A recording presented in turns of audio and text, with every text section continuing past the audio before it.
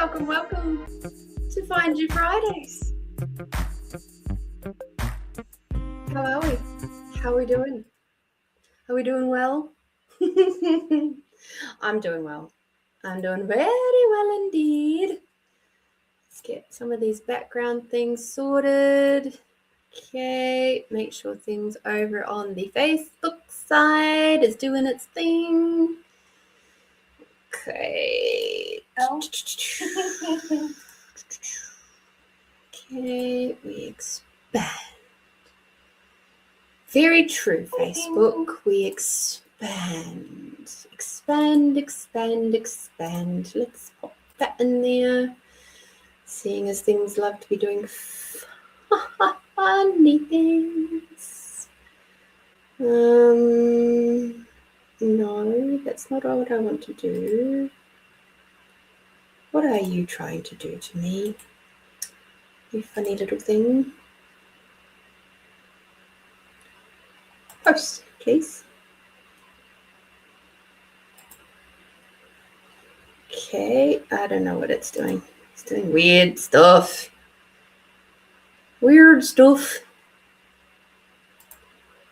Okay, cool. Okay. I don't understand, but all right. Cool bananas. You guys will figure it out. Alrighty. Hi, Melissa from New Zealand. Kia ora. How are you? How the jolly heck are you? I'm doing super good. I am. It's really lovely to have another little Kiwi on board. I might not be living in New Zealand, but I still love the language. I still love home. It's still my homeland, even if I don't visit there very often anymore. Alrighty. So how have you been, Melissa, since we saw you last? Or since you popped in? How have you been? Lots of cool and interesting things coming up, I'm sure. All right, let's get our cards out for the weekly.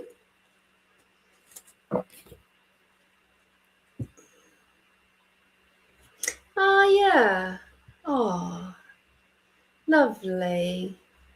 Oh, the first year is always the hardest, isn't it, Melissa? Hi, Edwina. Hi, Dilling. The year of firsts is always very, very hard. Whether it's a close friend or a family member.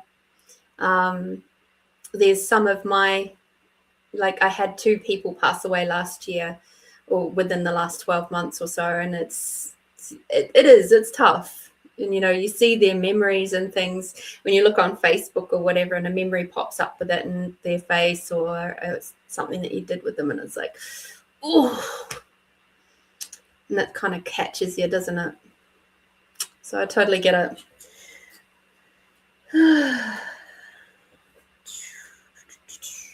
See which cards for the week ahead. Ooh, this is gonna be a good reading. I can feel it in my bones. Yeah, next year will be much easier, love. It's the funny thing about grief is it never quite fully goes away, like the grief of not having them physically here anymore. That never really goes away, but what does happen is it becomes easier to draw on the good memories with them. So that's a really lovely thing, and then the sad part of them no longer being here sort of dulls down a little bit. It never really truly goes away, especially if there's someone that's been very close to your heart. But yeah, then you just remember the good times and the songs that for a while there you couldn't listen to because it was too sad, or a smell that you couldn't smell because it reminded you too much of them, or I had some things that I couldn't use for a long time because they reminded me too much of my people who had passed and things like that. And then it's like, oh, actually, there was a period of time there after my granddad had passed, where I have my favorite photo of him and I together just before I moved from New Zealand. And I couldn't look at it. I literally had to put it face down or pack it away. And it took about a year or so before I could pull it out and happily look at it again. But now I've got this photo a few different places now, and it's good. It's good stuff. So, yeah, as I say, life unfortunately does move on. And it's good that it does, though. It doesn't let us, sit in the grief for too long. Hi, Merit. Hope you're having a great week. Hope you're having a great week too, Edwina.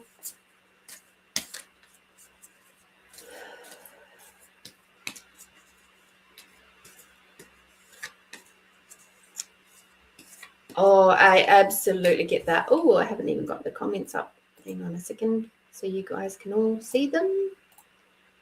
There we go. There we go. So, yeah, music, definitely. Even with the ending of a relationship sometimes, there can be certain songs that'll like go, oh, can't listen to that. I've had whole albums of mixed albums that I've put together that I haven't been able to listen to for years after the end of a relationship. So yeah, I noticed you were gone, Marit. I did notice. It's nice that you're having a little bit of a holiday and some time for yourself. I think that's wonderful.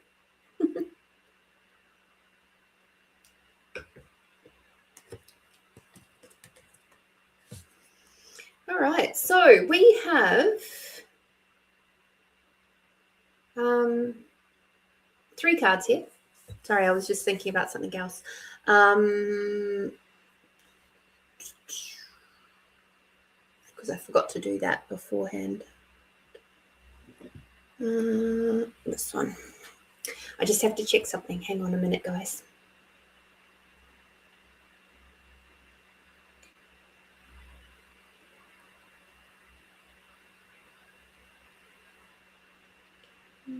Cool.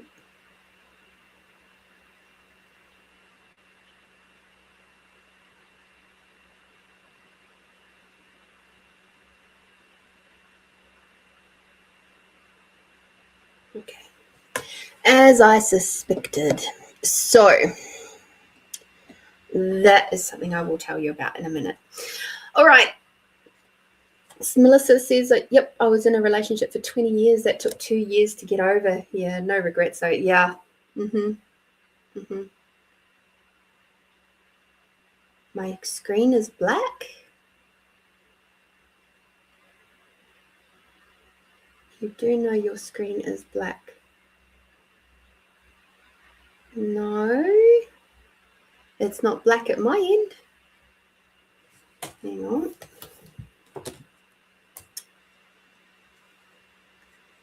Let me have a look.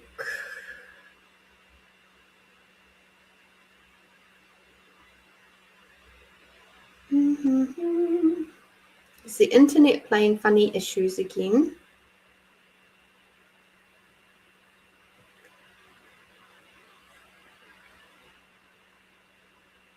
Okay. Let's jump over there.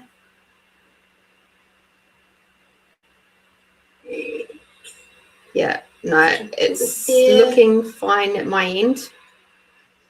So must be you. Edwina says it's all good her end too. So I don't know what's happening at your end, Melissa. My screen's not black. It's got all sorts of pretty colors. So I don't know. And I just checked on YouTube and it's fine. So cool.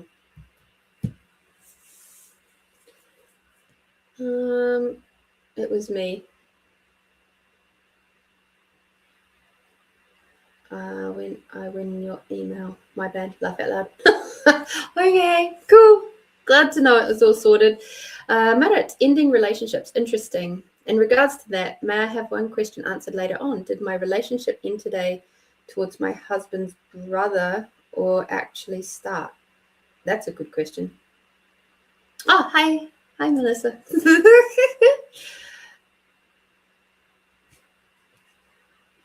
That is a very interesting question, Marit.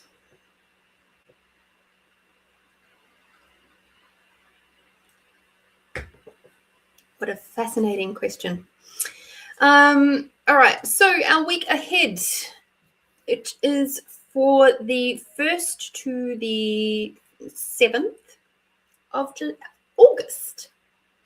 Hi, Tamara. And so with that, there's some interesting things are happening, which is why I just had to take that pause to check with the pendulum, because I forgot to do some body work earlier. I was doing a different kind of body work. I had an energy healing swap today, and that was amazing. It always is. So feeling nice and light and fluffy. All right, so we have for the week ahead for the collective, take what resonates, to just let go of what doesn't. We have blue, which is our first card here, and blue is talking about activate your healing power. So we have gone through the full moon.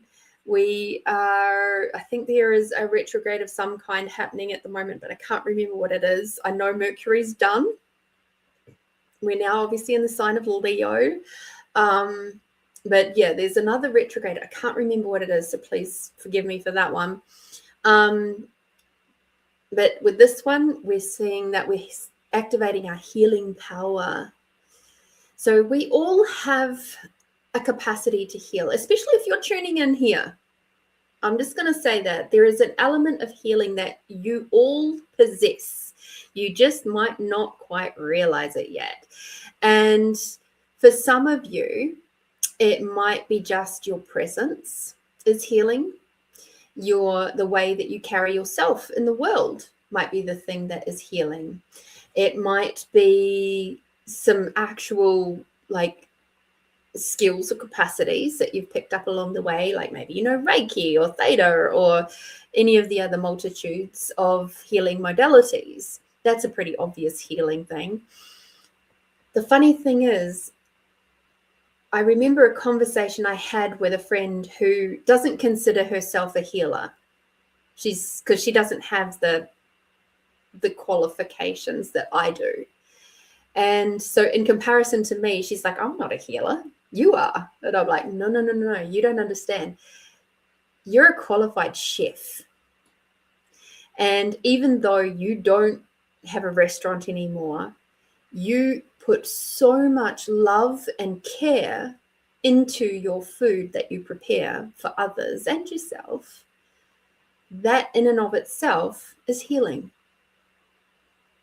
She's like, huh? How does that work? And I said, well, all that love and care that you put into the food, people eat it and then they feel that love and care and they feel good. I know, because I felt that myself from eating the food that you have prepared. Even if you put it in the freezer, like do a big batch of something, put it in the freezer and then it's heated up later. It still has all that love and care imbued into that. And she's just like, oh, I had no idea. Like, yeah. So you might not realize how much you are healing others. Okay. Be aware. Ask yourself, where am I making people feel good?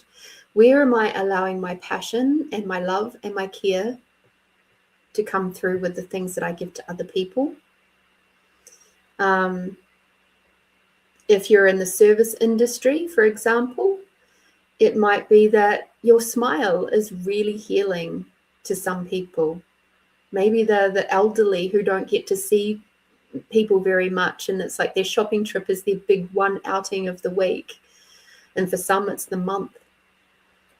Imagine suddenly seeing somebody at the checkout with a big grin on their, or a big smile, big welcoming smile. How healing would that be for them to see and feel acknowledged and recognized in the world? It doesn't have to be something that you've spent hours and hours and hours perfecting or learning through a course or something like that. It can be as simple as a smile. Okay, let your energy speak. Second card for the week to come for the collective is a lemon, which is access innovative thinking. All right, basically all this is saying is get creative. If something's coming up in your world, a problem or whatever, and you just and you're like keep coming up against a problem that just doesn't seem to be resolving in the way that you think it should, perhaps you have to take a little step back from that, change your perspective, perhaps even listen to what other people might have to say about it, and perhaps just take a chance on looking at things from a different angle and or a different view, or like let your ego die down a little bit and don't try to control so much, so that you can like one of the best stories I have of this is when I was renovating a duplex bungalow, and I'd come up against something and I was like, I just don't know how to do this. I'm really confused. It's not working. There's something's not quite right here. And I would have to walk away from it. I'd go and have a cup of coffee or a cup of tea or whatever, and I'd sit and I'd have a chat probably about something completely different with someone else, and then all of a sudden the solution would go pop into my head, and I'll be like, oh, okay. And what do you know, it would work just fine. So giving a problem some breathing room can be really, really helpful. Really helpful. Okay. So access innovative thinking this week. Don't get too tied up in trying to do things your way, especially if it's to do with other people. And then the third card for this week for the collective is silver, which is be persistent. So it sort of seems counterintuitive to the previous card, but it's actually not. Be persistent in being open-minded. Be persistent in looking after yourself. Be persistent in not putting yourself down or talking negatively about yourself in any way, shape, or form. Be persistent in trying to find the good moments to focus on. And you'll find this week will be much, much easier for you. See the bright, sparkly things rather than the gaps in between, which are the dark. So don't focus on the dark bits. There's actually way more light, bright, sparkly things to focus on in this world if you look. But if your view is so teeny tiny that all you see is these little dark bits in between, then guess what? Your world's going to feel teeny tiny as well.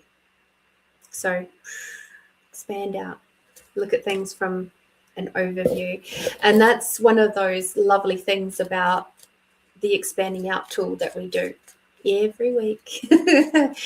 And that's because I wish for you to see the bright sparkles and not the dark, the small little dark bits. Okay. All right, let's do the yummy card, and then I'll go back over the chat and see what else lovely things. Gratitude. We love gratitude. We haven't had the gratitude card come out in ages. So again, gratitude is all about acknowledging just how wonderful it is to have these things in your world. So a lot of people don't quite finish the gratitude piece properly. If you've read the book The Magic by Rhonda Byrne, who is the co-author of The Secret, you will know that when we do gratitude, it's actually really important to put why we are grateful. So, for example, I can say if I was just to do it what everybody does, I'm so grateful for the healing swap that I had today. And people just stop there. I'm so grateful for that. But why am I grateful? Because when you add the because and then you expand on that, what it does, it sends a bigger message to the universe that you wish to have way more of that. So for me, I'm so super grateful for the healing swap today because number one, it helped me to catch up with my friend today who I haven't seen in several months. And we've both been through a lot of different shifting and changing over the last few months. Number two, I feel so much lighter and prepared for my big international trip coming up. I feel my brain is just like, I'm not like, I've still got lots to do. I've got a long to-do list, but I feel so much like I can actually move through these next few days with a lot more ease and not be overwhelmed with everything that I've got to do.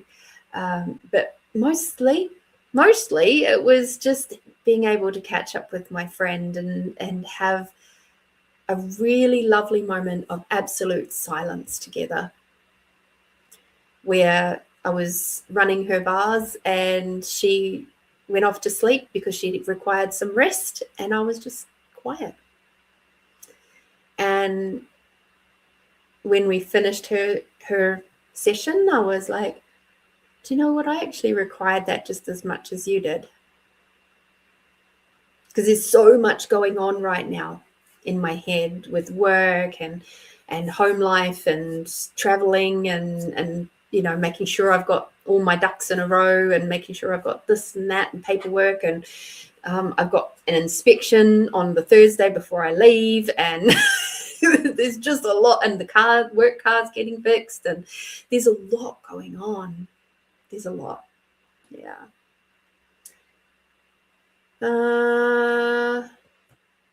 Okay. I am over on YouTube, on Facebook, but I'm glad you found me on YouTube, Monique. There's something funky going on the Facebook side, and sometimes you've got to scroll over my page a little bit to like my business page to be able to find it. So sorry, but I'm glad you found me over here. So yay. But yes, right. Let me jump back through the chat. And if I didn't say hello, Catherine. Hi, Catherine. So lovely to have you back. Melissa says, I must be a good healing cleaner. I'm the only one that cleans it. Oh, yes. Yes, Melissa, I understand. I also do that. But it says, we are healing each other's all the time, especially when listening to you, Lorene. Aw, that's so sweet. Thank you. Melissa said, I think my true healing is my empathy and humor. Yes, absolutely. Absolutely. We can all do with a lot more of that in the world. Hey. Delaney, hi. Thank you.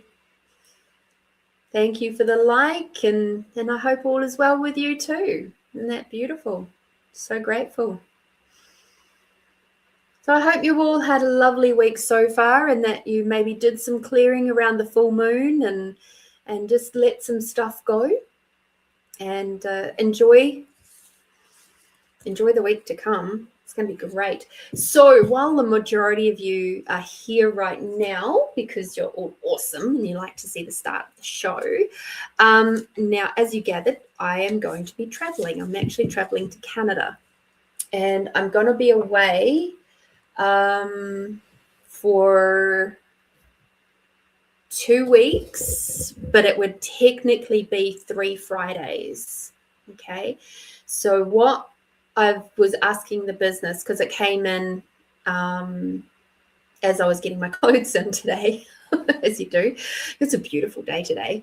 I'm going to do a short show on the Thursday, so the day before now, right? So next Thursday on the 6th instead of the normal Friday, I'm going to come in and we can at least do a collective reading. And if anybody does pay for any donation of any readings, then I'll absolutely do those. If anybody is like on, otherwise it'll be a collective reading and a meditation, and you'll still get to connect with me a little bit. So I know it's a work day and that most of you will be like, I don't want to stay up that late. And I totally get it. But I just wish to connect with you guys just one more time before I head away to Canada. Okay. And then when I come back, I'll be back for that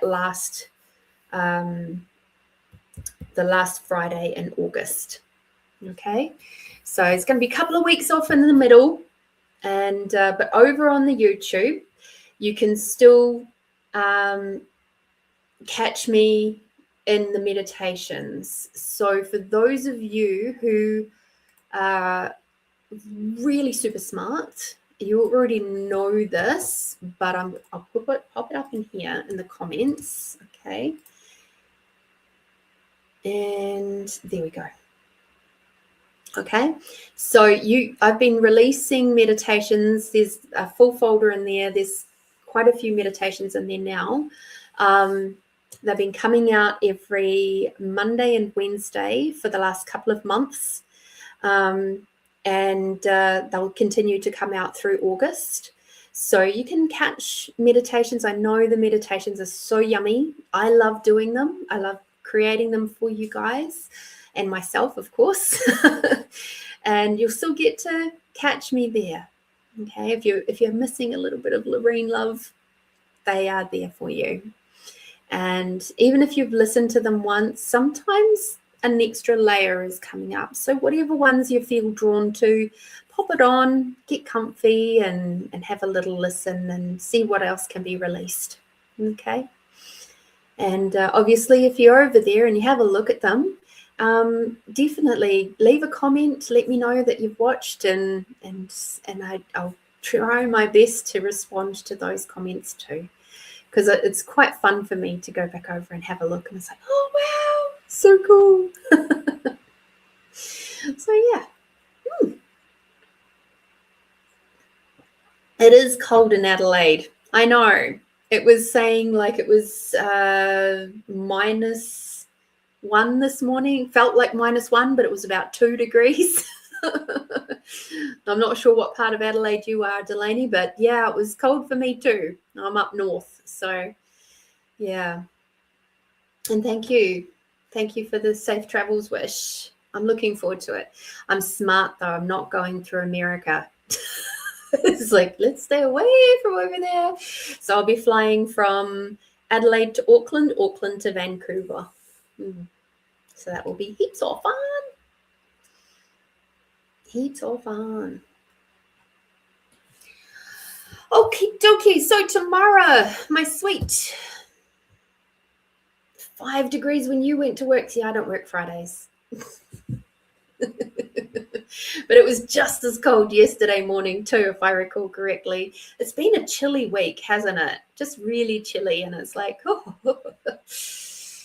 Yes, yesterday I was in a client's house in the morning for like 4 hours, and I know that they have their house so hot, and so my normal layers that I would put on at this time of year, I had to take one layer off, and I'm just like, oh, this is too cold. But thank goodness my work car has heated car seats. I'm so lucky. Yes, spring and autumn are my favorite times of year, then winter, and then summer. I'm not very much of a summer girl. I'm way too much burny, you know. I go pink, I burn, I peel, I go back to pink.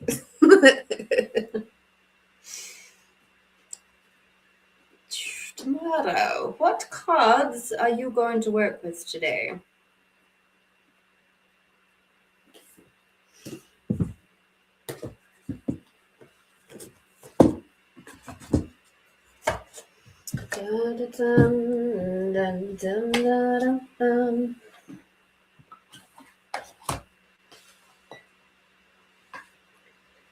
Okay.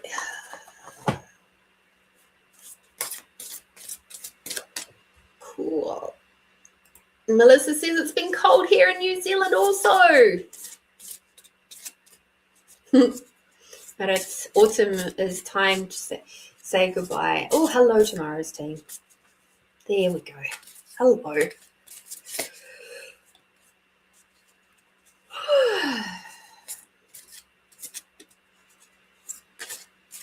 That's very poetic, Marit. Very poetic. I like it.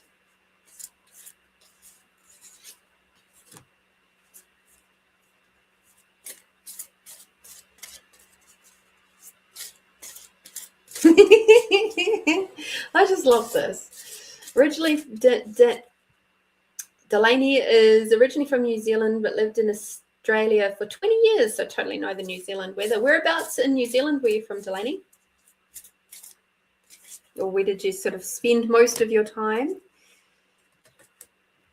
I'm originally a North Island girl.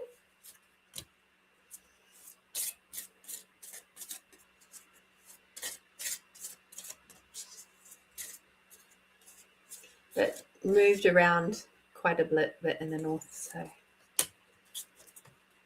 But home is Central North Island, right by Lake Taupo. Bay of Plenty, East Coast. Yeah, cool. I spent 3 years in Gisborne. That's about as close as I got to the Bay of Plenty. I spent split over a couple of times East Coast, Gisborne. Sorry, Hastings, Napier. So Hawke's Bay, yes. Love the East Coast. Love the East Coast. If I moved back, I'd be going back to Hawke's Bay for sure. But I like Adelaide too much now. Adelaide's pretty close. It's close enough. It's close enough weather-wise, and after being here for 16 years, I think I've settled in.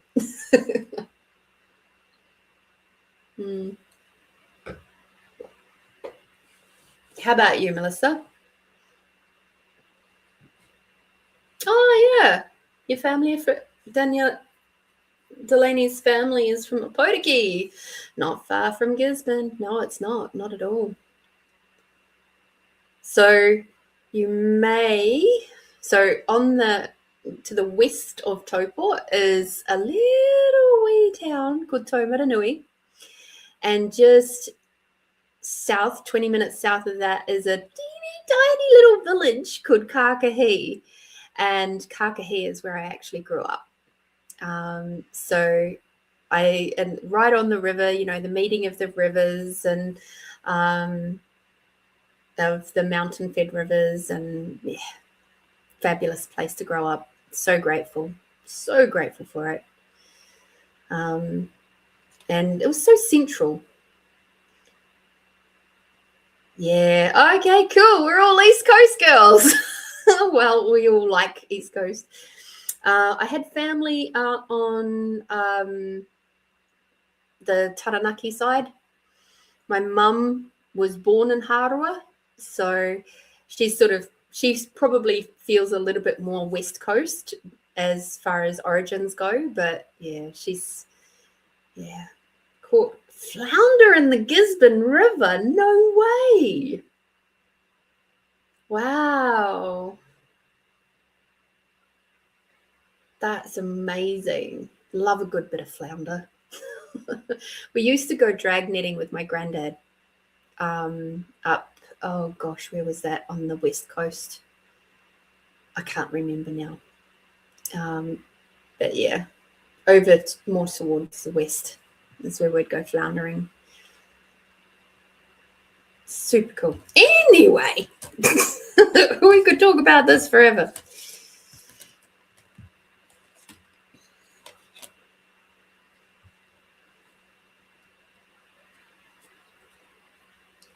Interesting. Miss Tamara. Okay, that is reversed. Interesting. And that one too. Is that one reversed? No. We don't normally talk reverse cards in this set, but okay. All right. Let's see. Oh, Delaney, you're making me hungry. Yes, fried in butter. Mm-hmm. Bit of salt, lemon. Mm.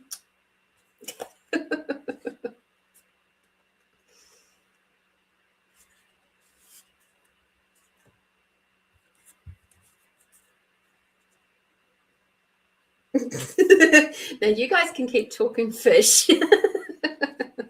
I'm going to talk to Tamara now. So Tamara, you will recognize these ones. These are the Heal Yourself Oracle. We know these are the kick butt ones. So this is why I'm like going, this is interesting because she doesn't normally do upside down cards. And so well, when I do readings with her cards, they don't normally do upside downs, but I'll tell you ladies a secret. I was born in Auckland, but shh, we don't tell people that because I'm not a Jaffa.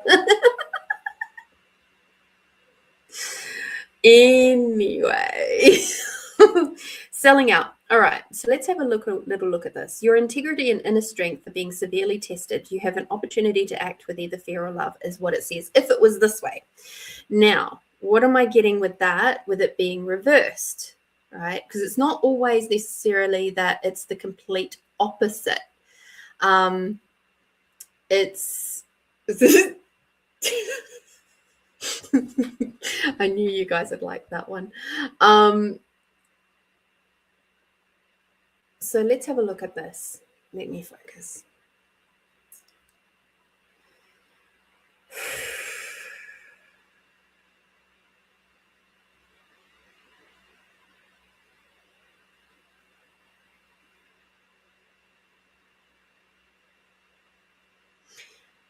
Okay.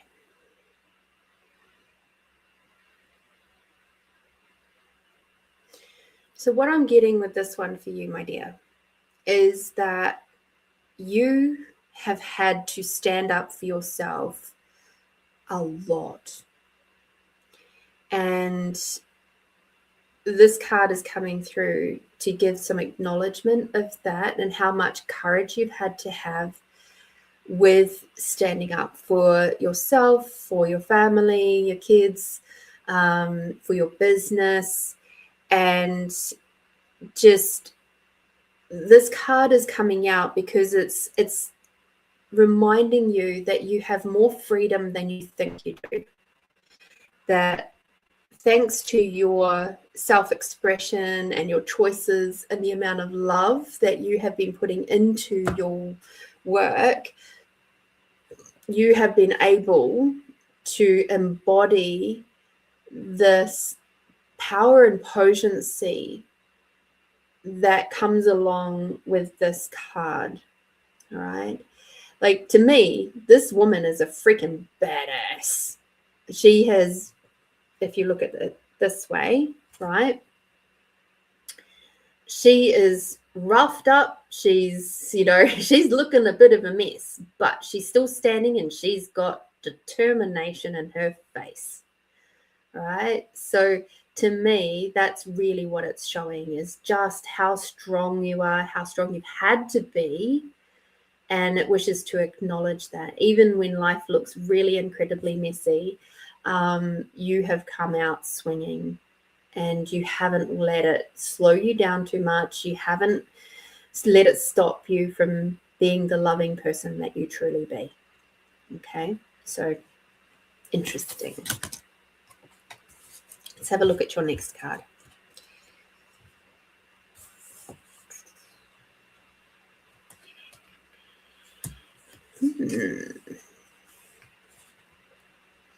Right. So the next card is the procrastination card. So it says you need to change your tune and stop putting off things tomorrow that you can do today. You are being called to action. There have been important tasks that you have delayed. Even if it's something that you don't want to do, like cleaning the house, paying the bills, looking for a job, losing weight, doing your taxes, studying, and so on, now is the time to take responsibility and move forward. The point of power is always in the present. This card is showing you that there is an urgency for you to take action. If you're putting off something that is meaningful to you and doubting whether you can do it, the message is to have the courage to face your fears and do what you love. What is the worst thing that can happen? You make a mistake, and even if you do, you will learn. All right. So with this one, it's absolutely showing, and in conjunction with the previous card, right? You've got that moment of they're saying, look how much you've already done. You're freaking amazing. You've powered through so much. And now there's something that you're putting off doing. It's sort of like, oh. And I can honestly say I suffer from this from time to time too.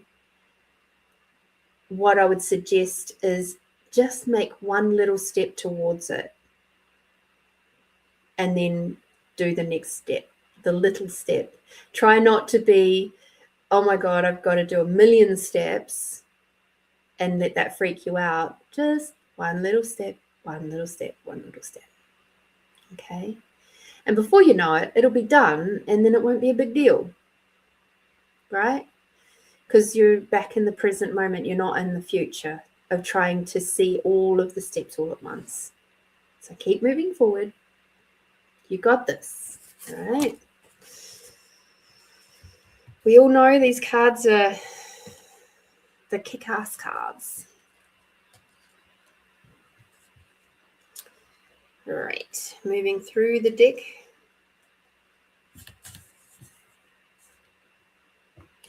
Okay, again, we've got a reversed card. So I'm going to have a little ponder on this one. It's the soulmate card.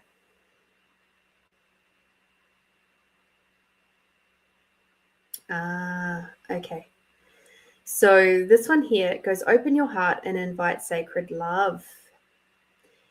So where are you being impatient? What part of this interaction with your business or with a loved one are you being incredibly impatient with, and maybe just not giving enough allowance or leeway for the energy to naturally flow? Okay.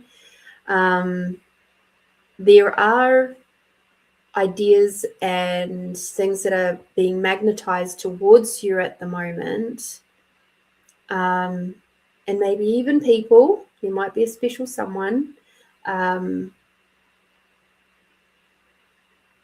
However,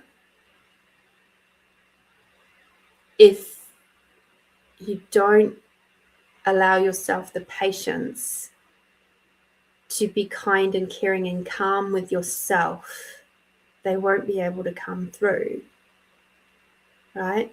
So if I turn this card up the correct way, have a look at the hand placement, okay? So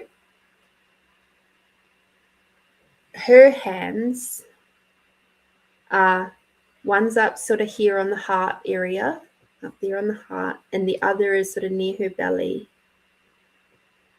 And what I'm seeing here is he's trying to come in and hold her, and he's holding her here over her hand. But when I see it this way and reversed, it's almost like she's holding herself too tightly, too rigidly. So it's time for you to just take the pressure off a little bit, be present in the now, really acknowledge how wonderfully strong that you are, and tenacious and kind and caring and easy to love. You are. It's just that you've had to be so much for everybody else for so long. So it's time to soften some of that thing of the only way to do it properly is my way. My mum had a really good saying about that. She used to say, if you want something done properly, you got to do it yourself. It's not a great point of view, to be honest, because it doesn't allow anybody else to step up into those places or roles or anything. And it also doesn't allow you the chance to embrace maybe a new, more efficient way of doing something, if you have that point of view. Okay. And back a couple of cards.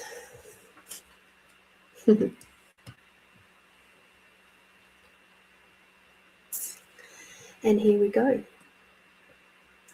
This one is take off your masks. Stop trying to appear different to who you really are. It's time to take off your mask and be the real you. Now, as we know, you're a lovely neurospicy woman, and the masks are the one thing that you've had that's pretty much kept you safe in your younger years. Now that you're starting to get a really good handle on who you truly be, it's now time to let those other masks drop. Because fun fact, we do love a fun fact around this house. Fun fact, masks are tiring. Masks are incredibly hard work. And they will draw your energy like nothing else.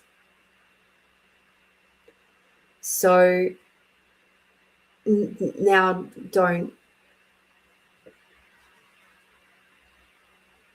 let that be your style anymore. Let yourself be honest, be straightforward, because the cool thing is that when you're really honest,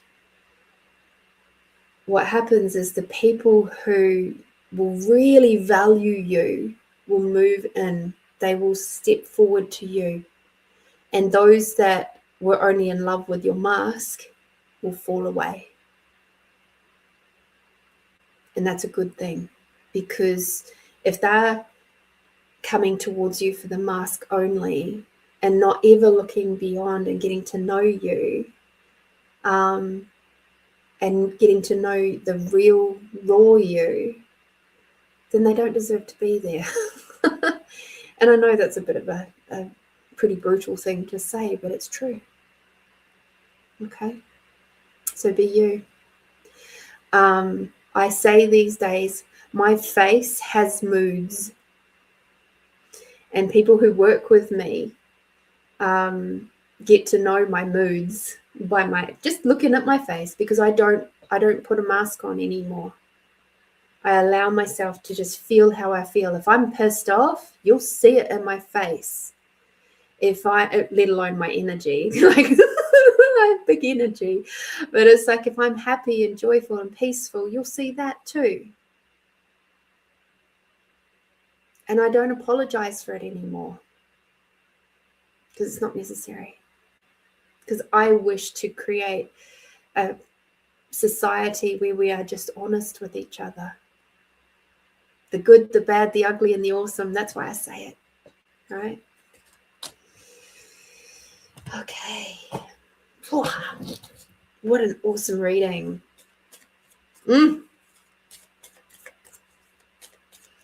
So your main thing for this week to come, stop putting off the things that you have to do, that you're requiring to do. Break it down, do little steps, and you'll be right. And your word is support.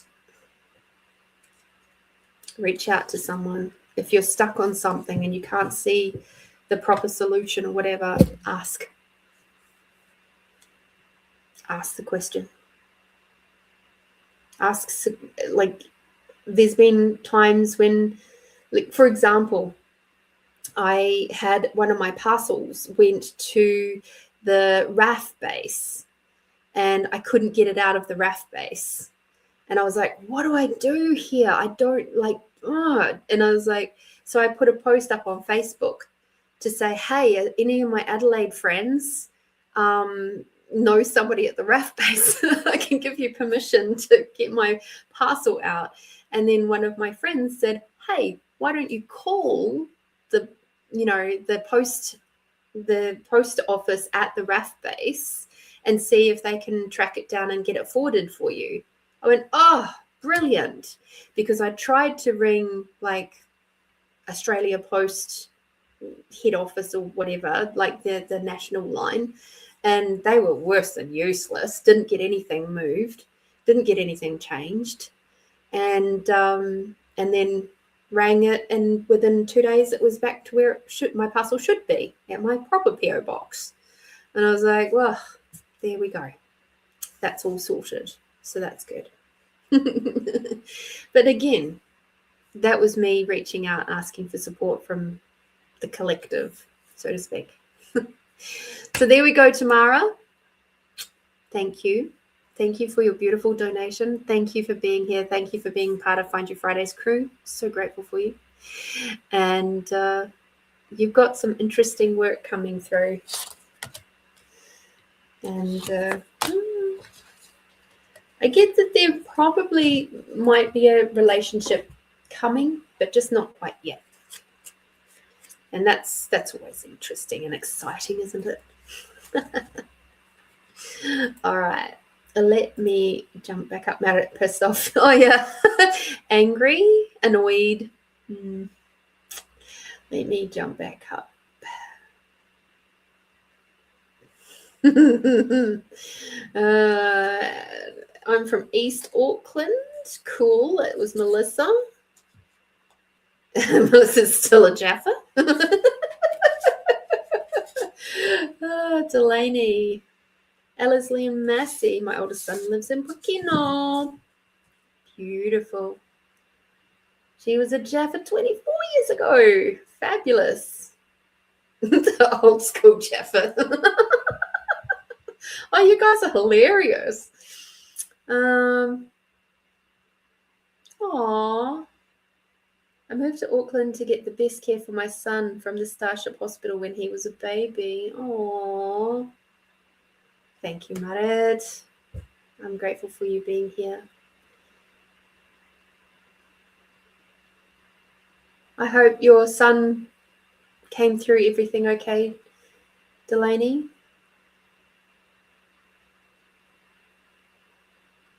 Okay, my son is now 26, but he had an erupted hernia at 2 weeks old. Holy moly.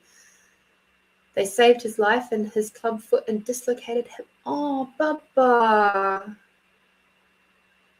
What a bit of a rough start. Very blessed and grateful parent.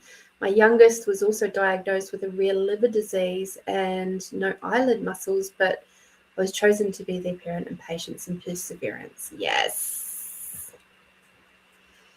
Yay. I'm so grateful they chose you too. And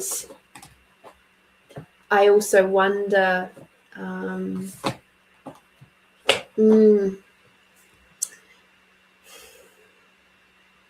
it's funny, isn't it? As kids, we go, I didn't ask to be here, and yet that's the biggest lie on the planet. We did.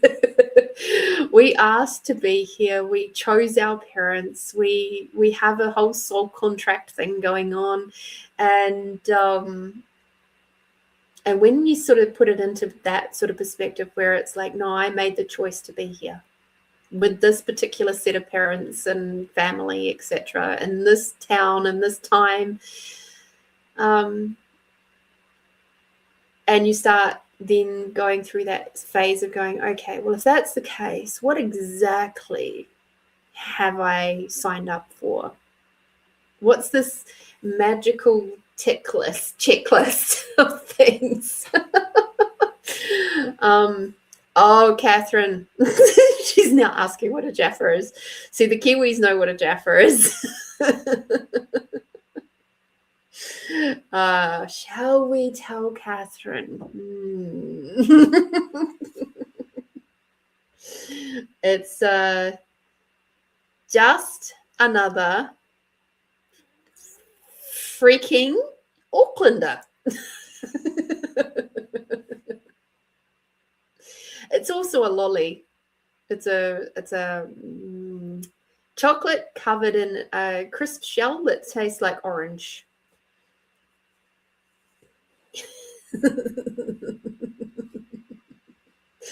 Yes, thank you, Delaney. So there we go.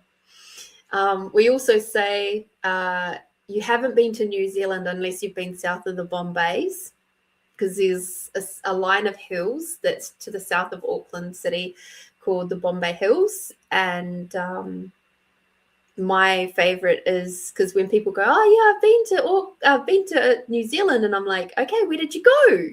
Obviously, that's the next logical question. And they go, oh, Auckland. And I'm like, oh, so you went to Little Asia then. And they're like, what? Lately, though, I don't know if Delaney, you found the same. People go, oh, I've been to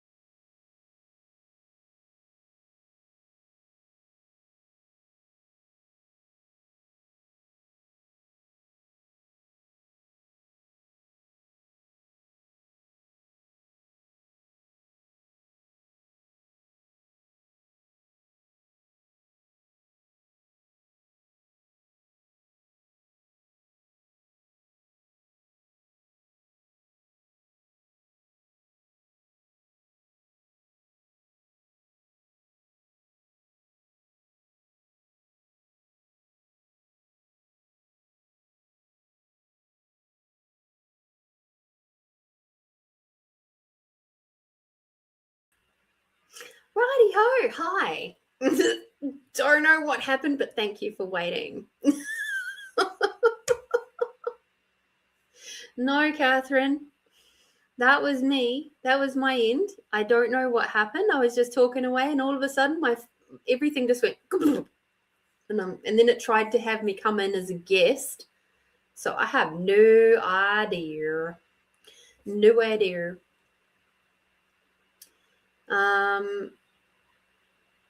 At least the freeways are a lot better now from Auckland to Hamilton. Yes, they are. I was over there nearly 2 years ago now for my half sister's wedding, and so did the trip from Auckland to Hamilton to Taupo and then back up. I was only there for the weekend, wasn't there for very long, but it was lovely traveling, really, really lovely. And it was so funny because my soul sister over there, she's like, oh, you're gonna, like, the drivers here are so terrible and blah, blah, blah. And I'm like, no, they're not. You haven't driven in Adelaide. Adelaide drivers are shocking. Oh dear. Takes less than an hour to get from Auckland to Hamilton now. Isn't that incredible? Amazing. But at 13:33 my time, you vanished. It was weird. It was weird. It was weird from my end too. It's never happened in the almost full 4 years, nearly 5. We're at season 4, episode 42. This has never happened before like that. It was so strange. I don't know what happened, but there we go. Anyway, maybe I'm not meant to talk about Auckland and New Zealand so much. Maybe the Aucklanders are not liking it. Anyway, what I was saying is most often now I'm getting people go, oh, have you been to Hobbiton? Or, oh, I went to New Zealand. I went to Queenstown. It's like I either get those two. And I'm like, okay, cool. No, I haven't been to Hobbiton. But when I was in New Zealand and the movies were being made, I actually, fun fact, worked for a company that supplied some of the plywood for the sets. So my little hands, in some strange way, have actually been involved in the Lord of the Rings movies. So there we go. My little teeny tiny contribution. I was working as a administration manager at the time. So yeah, fun and games. Alrighty, Edwina, are you still floating around, my love?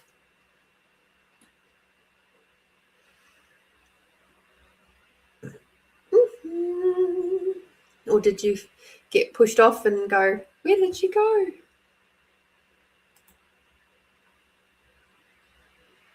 Okay. See, everything just went crazy. Crazy.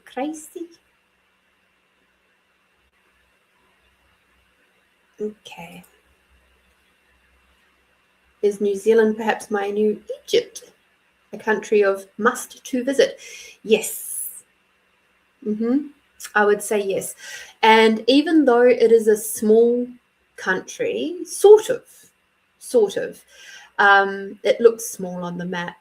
There's a lot to see.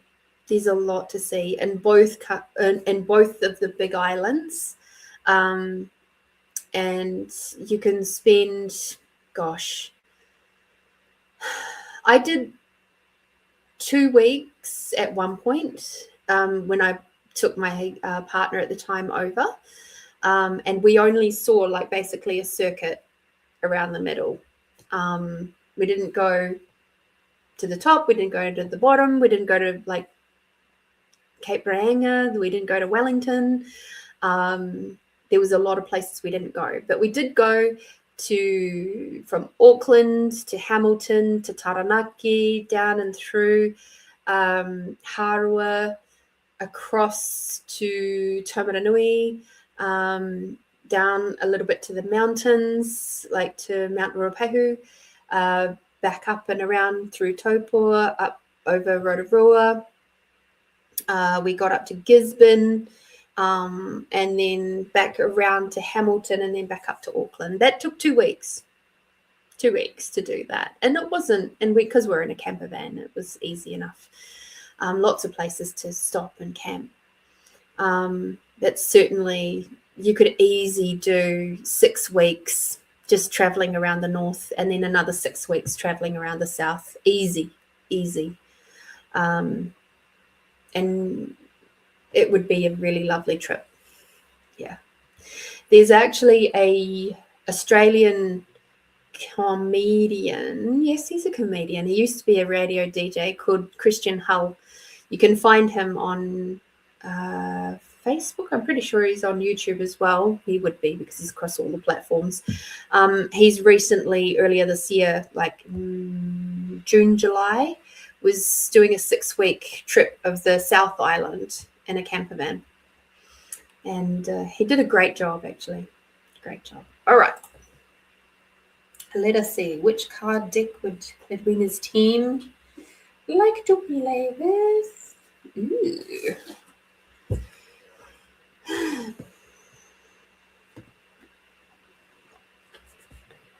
For New Zealand, though, you don't need to see snow, Matt. You're in Sweden.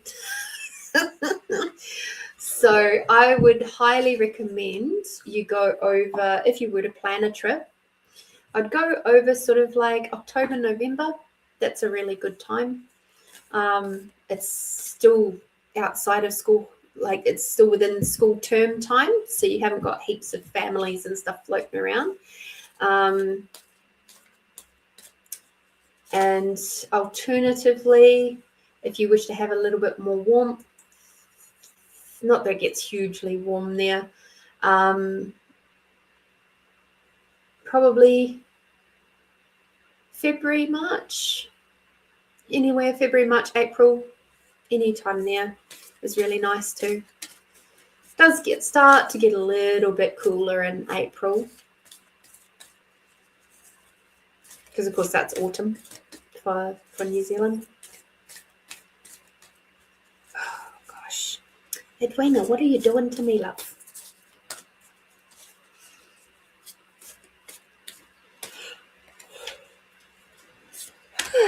Your lovely team.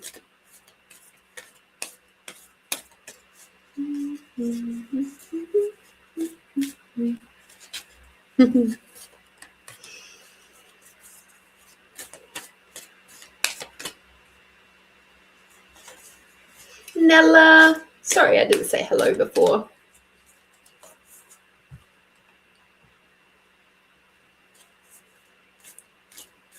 So Sam Neill was actually from New Zealand.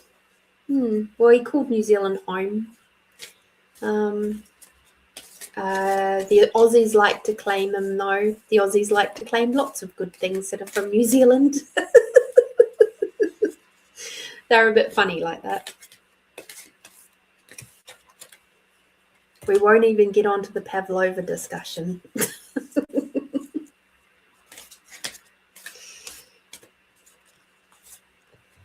But I think, as I say, we go, yeah, no. Aussie can keep Russell Crowe, though. They can keep him. It's that kind of funny, almost like sibling rivalry thing that goes on between New Zealand and Australia.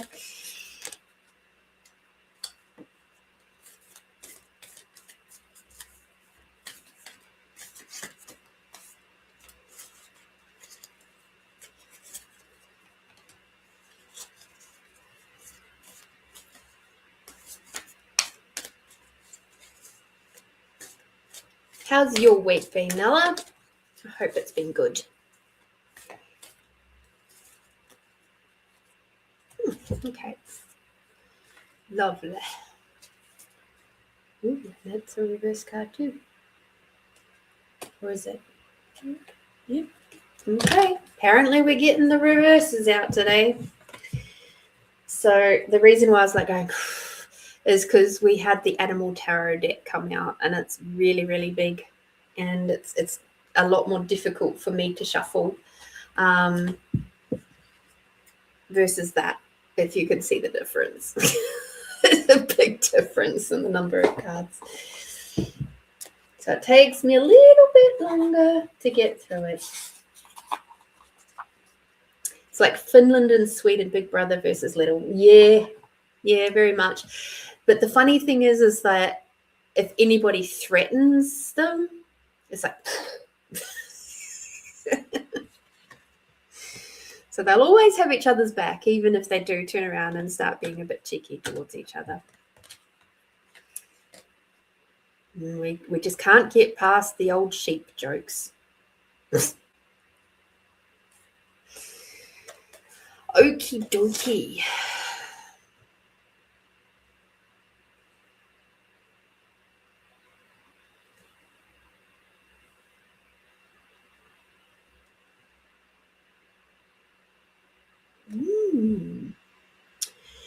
So immediately I'm seeing across these cards that you're doing a lot of thinking right now. You're thinking.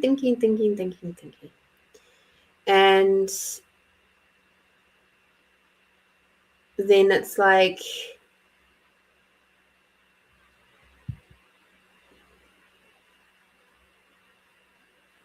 there's the Wands card, which is spiritual growth.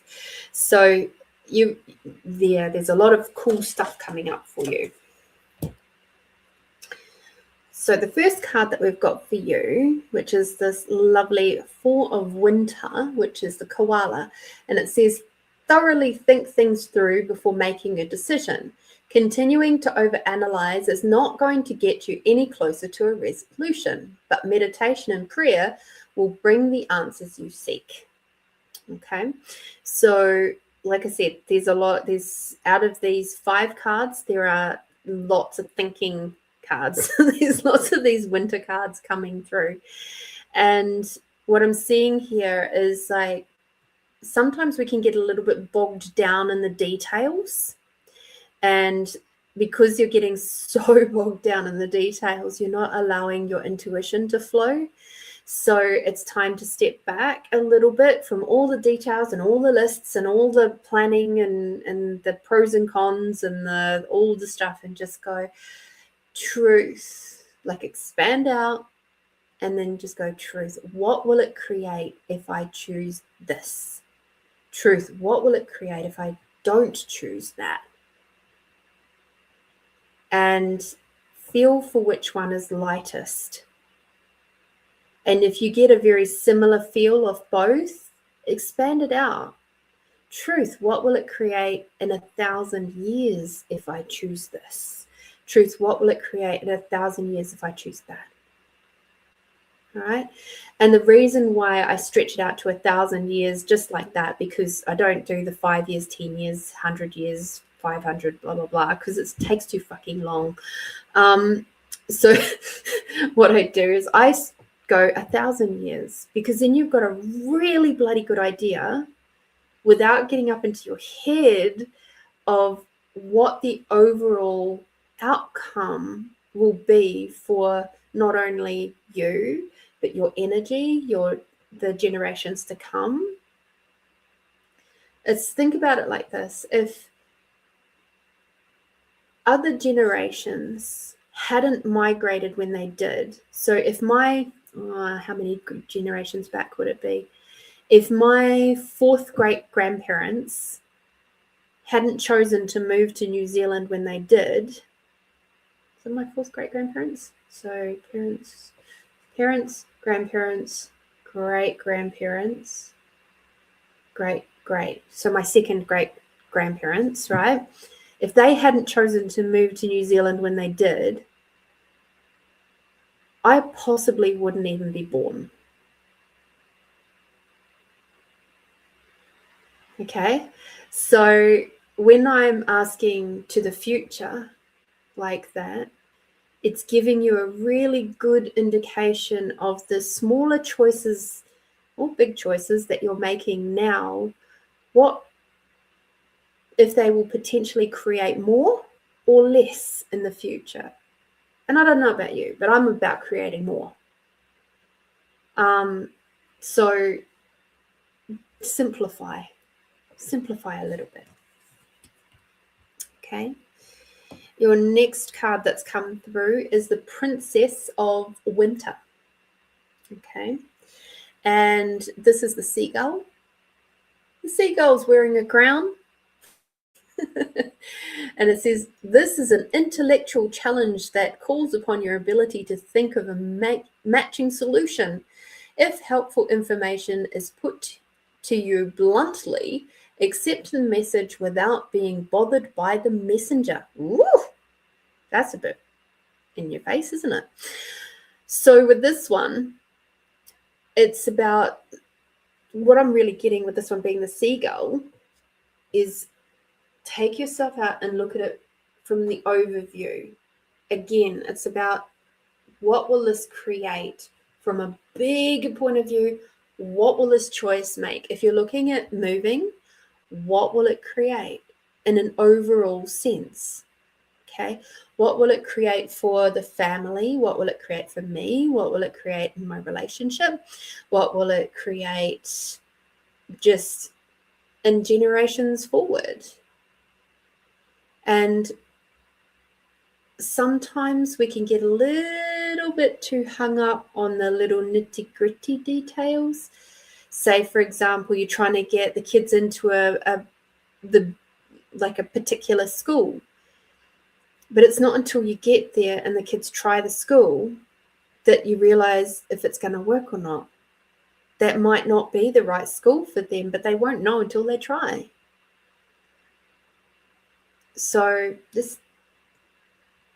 just fly above it a little bit more than what you've been doing. You've been a little bit too bogged down. I'm sensing it's almost like the seagull's feet are stuck in the mud. So it's like you're not even really receiving the messages coming in, even if they are a bit blunt right now. It's like because they're a bit blunt, you're kind of taking out the harshness or the response to the harshness on the person who's giving you the blunt message. It's like, just see that information for what it is. Okay. It's just information. All right. Aww. The next card we've got is the Lovers. Aww, isn't that so cute? And it's the Flamingo. True and long-lasting love finds its way into your life. Follow your heart with caring actions and choices.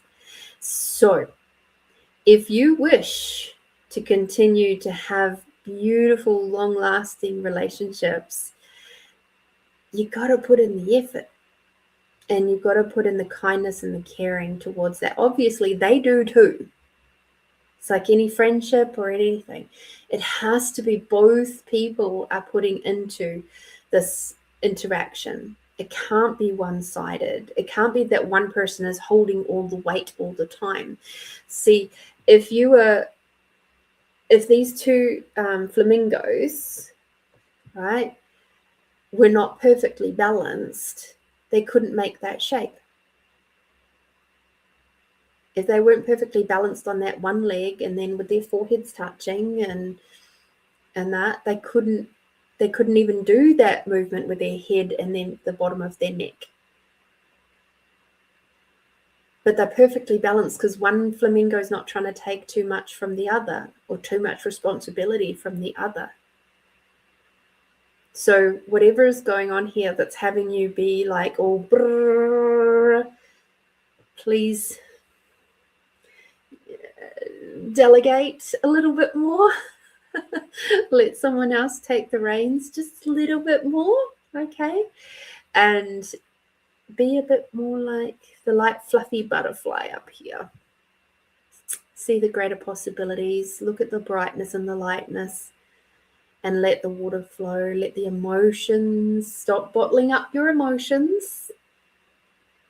Talk, use your waha, talk, and allow your heart to flow. Okay, really, really important.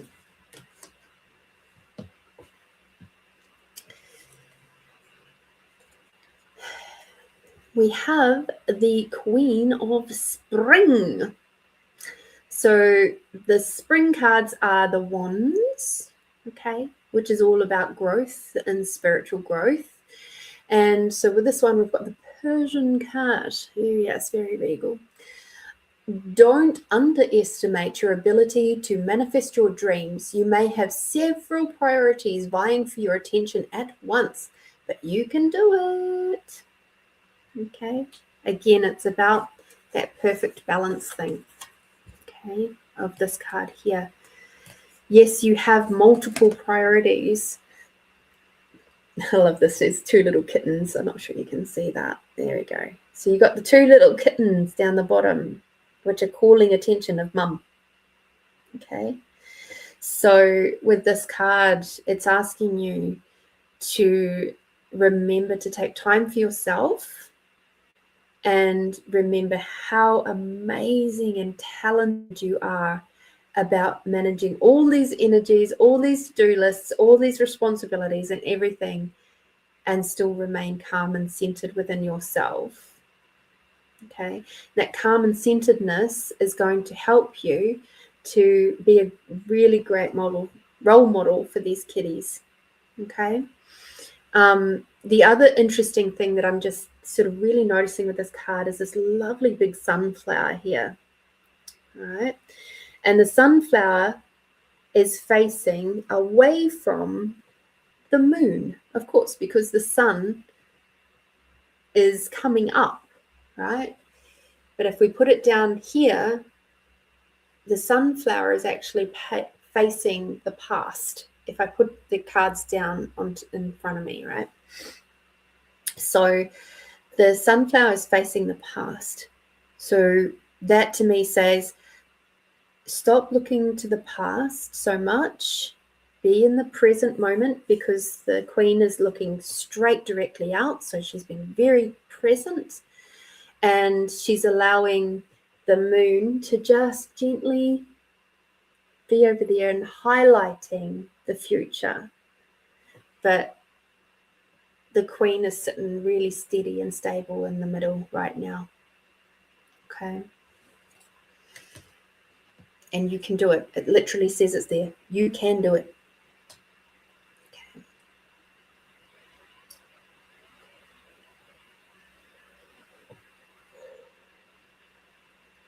So we have a swords card coming up again, which is about the brains, the thinking mind.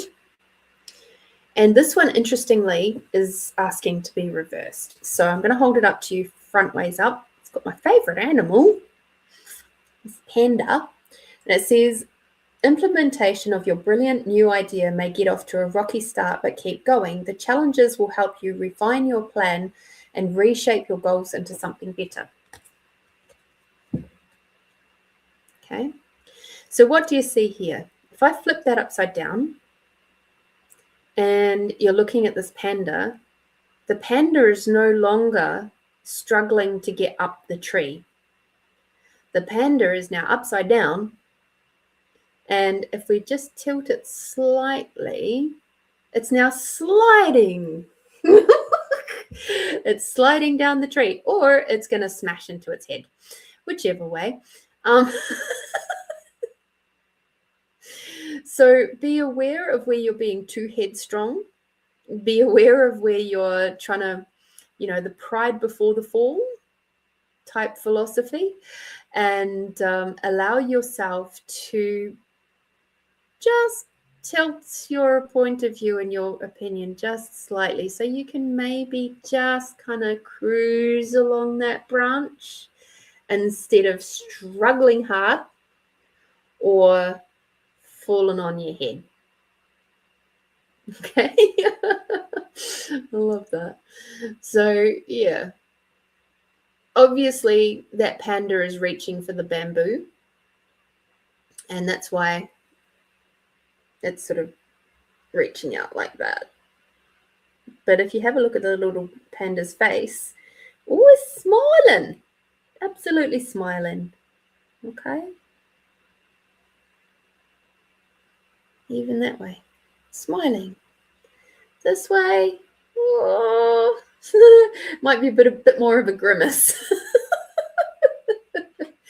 So yeah, I get that there's a lot of mind stuff going on for you, a lot of considerations, a lot of thinking about different options in your world. And so now it's time to just sort of take a breather, have a little step back, divvy out some of those responsibilities to other people, talk like other adults or whatever, and have those conversations so that you can remain steady and stable, and be that strong landing place for your family to come to, but at the same time have that like support around you. But you've got to get more of an overview of what's going on. Okay, perhaps a little bit more investigation, but at the same time don't get bogged down in the details. Okay, let's have a look at your yummy card.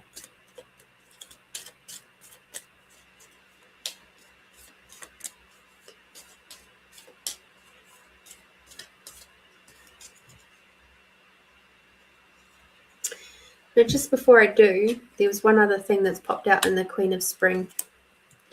Right down the bottom here, I'm sure you can see, there we go, there's actually little teeny tiny little forget-me-not flowers.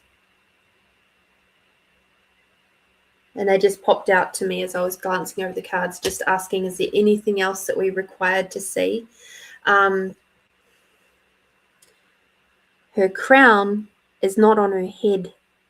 It's at her feet, next to a forget-me-not flower. So don't forget that you are strong, you are powerful. You don't need to prove anything. It's just please remember who you are and what is important to you. It's not about the throne, it's not about the crown. It's not about the possessions. It's about who you truly are, and that's what your team is asking you to take notice of, and what is really truly meaningful to you at this time. Your yummy card is imagination. So imagination is basically talking about seeing things from a different point of view, not getting bogged down, and seeing things from that it has to be done one way, my way or the highway kind of deal. Like, there are other options out there for you. Okay. Thank you so much. Oh, hang on. There's one more card coming for you. Which one is it, please? Quickly now.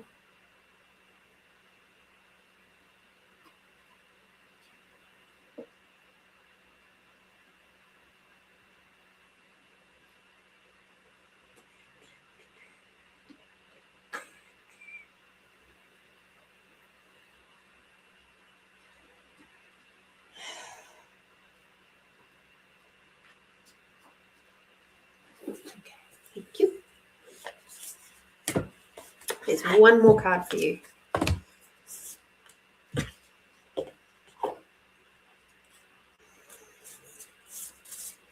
And you're very welcome, Edwina. It's a door reading for you. It's always something very interesting with you, as with all the readings, but I like yours too. It has a very different energy to it.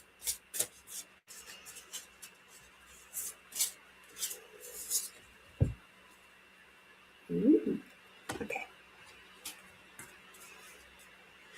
Now we've just had a full moon, so perhaps this is something for the next full moon. Okay. Let us have a look. So this is from the Sacred Cycles Oracle. Here we go.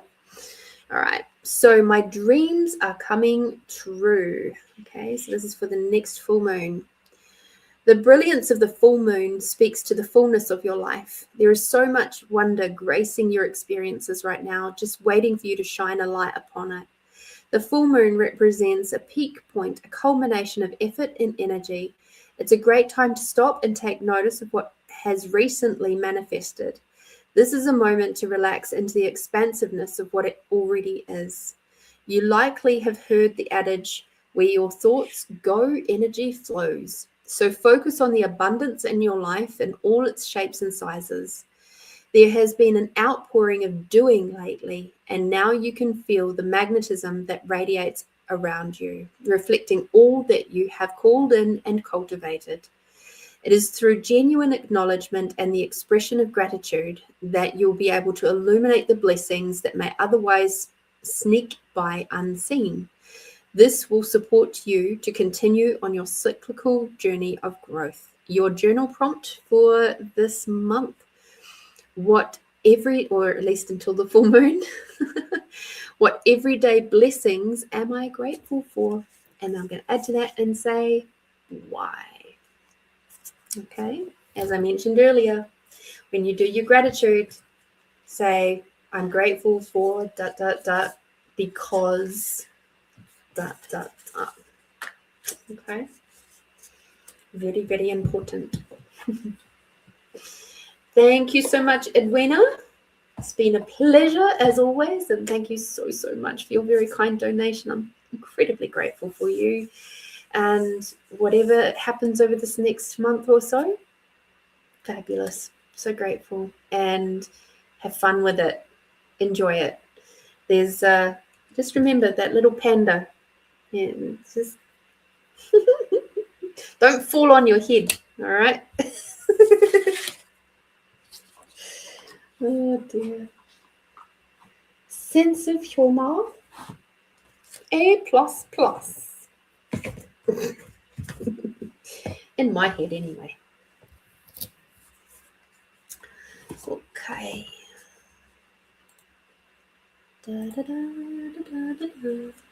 And I have a donation from Barry. Are you here, Barry? Are you floating around? What question do you have?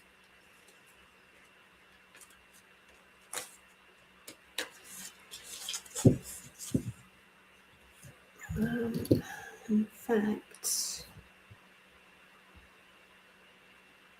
okay. That will be interesting. See if he does. If he is floating around.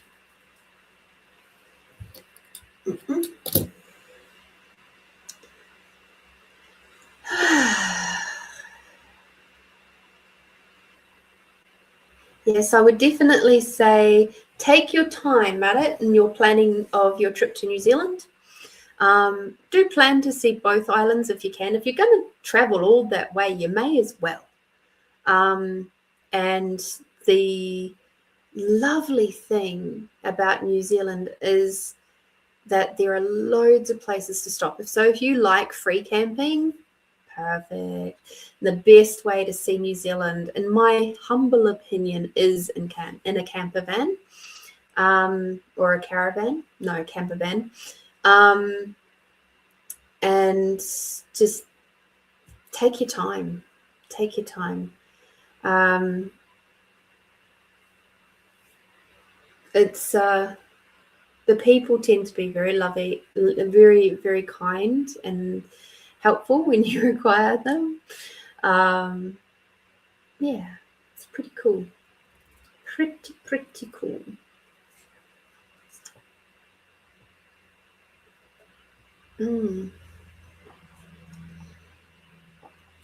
All right, just 1 second.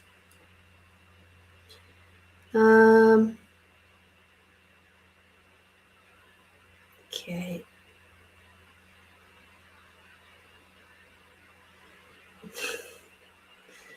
All right, there was that message. Okay, just a second.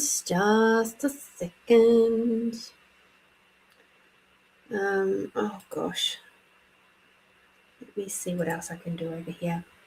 Because you others have found me over on Facebook. Yeah, Edwina found me on Facebook. Because Edwina's smart. All right. Oh gosh, I hate doing these bloody capture thingies. They're such a pain. And then it goes, you're not a robot because you can click a button.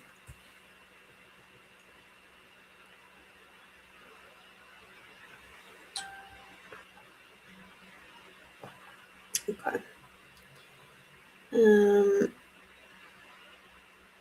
Here we go. And share that over here. I'll make that public. That might help people.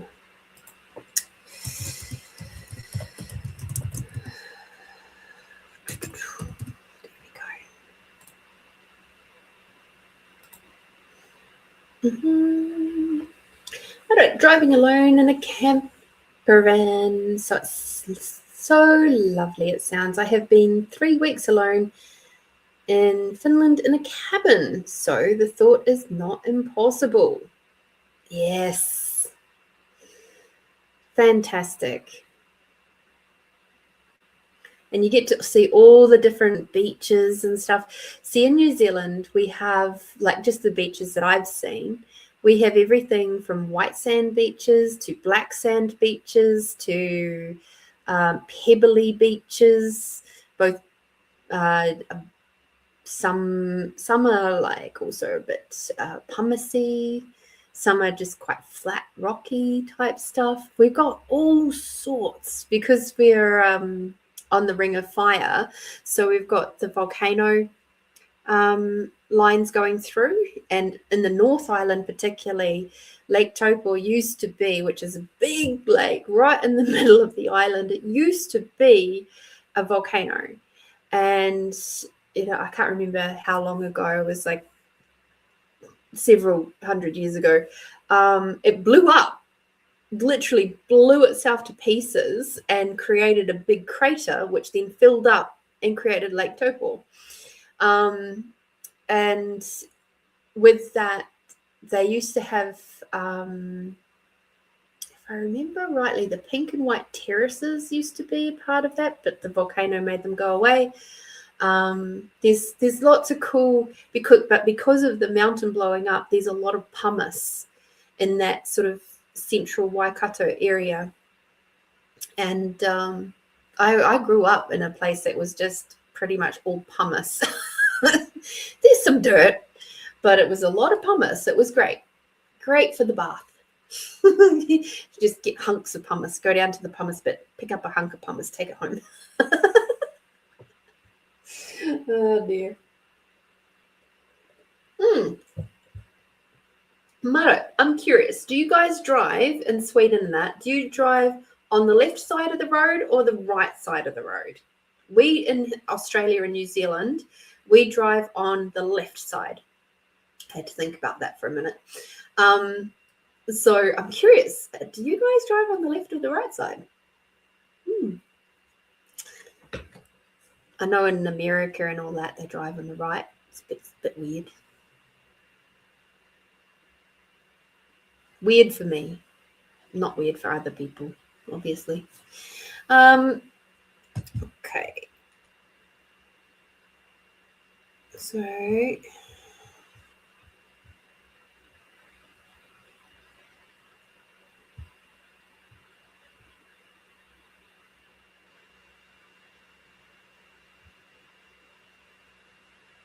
okie dokie. The right. Oh dear. Well, then you'll have great fun learning how to drive on the left-hand side. The really cool thing is that the way that they've changed things from Auckland Airport is that I've noticed that there's a lot clearer signage on how to get out now, which is really good, because it was really confusing a few years ago when I went home. I was like, how do I get out of here? This is really super weird. But this last trip was a lot easier, and my Google Maps was working quite well, and all that sort of jazz.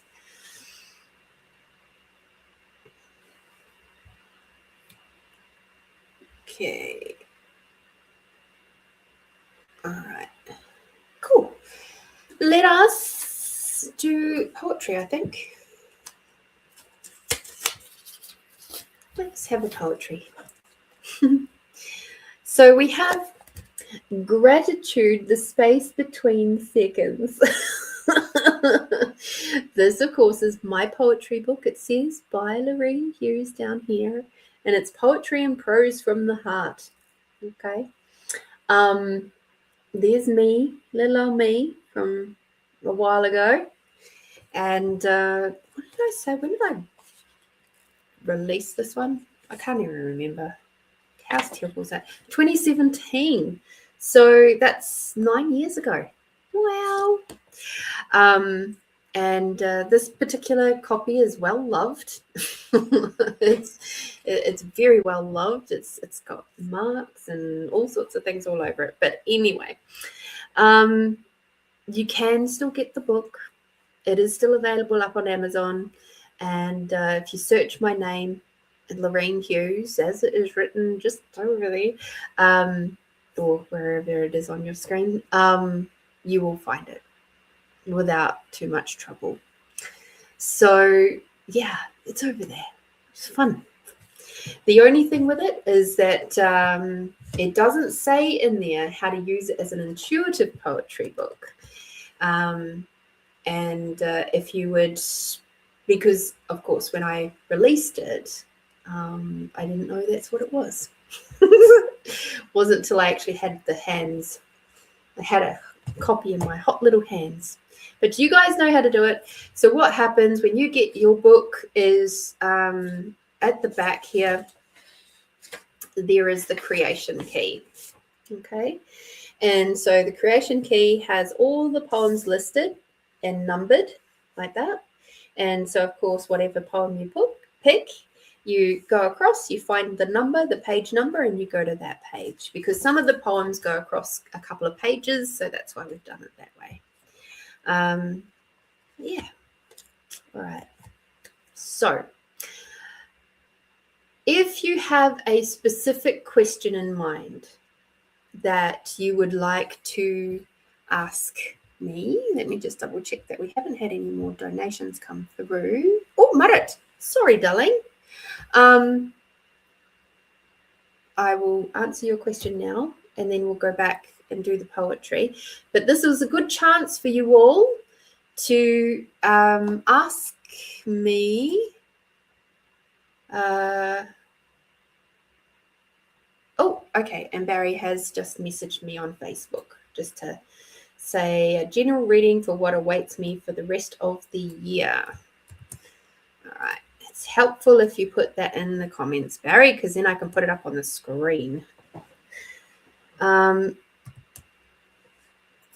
So, Marit, I will come through and do your reading now. What is your question, love? Or is that the one that you asked me earlier? Yes. Okay, cool. I'll do that now. All right. Sorry about that, lovey. I didn't realize that you put through the donation. So I'll do that and then I'll come back and do Barry's one. In the meantime, if Barry decides to put that comment into the chat, that would be very useful. Very useful indeed.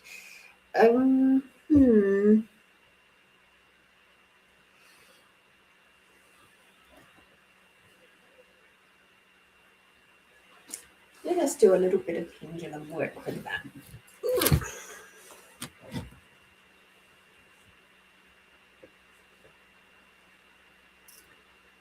Okay, yes, and no. Thank you. Back to neutral, please. Truth. What? Sorry. So did relationship end today towards husband's brother? Okay. So truth. Did Marit's relationship end today towards her husband's brother?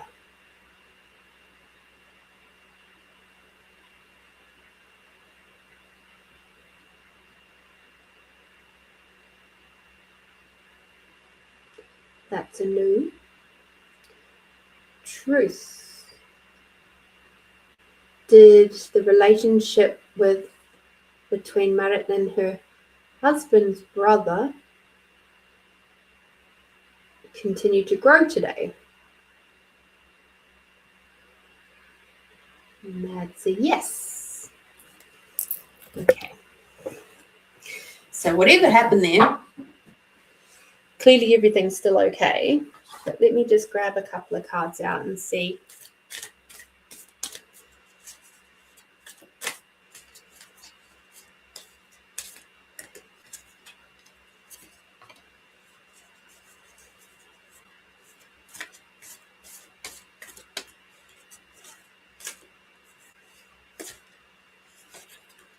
Sometimes we have to give them a little bit of space so then they can meet us where we're at.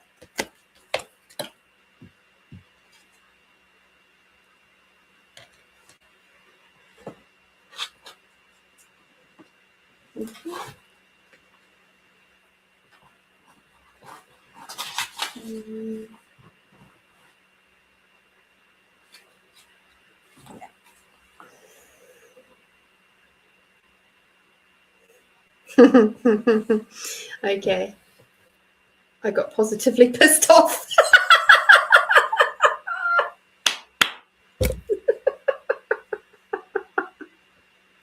Oh, you're hilarious. Love it. Oh, but the question is, did your face show it? Or did you mask it? Because the cards that you've got, the first one is the wheel. The reindeer, which is the caribou.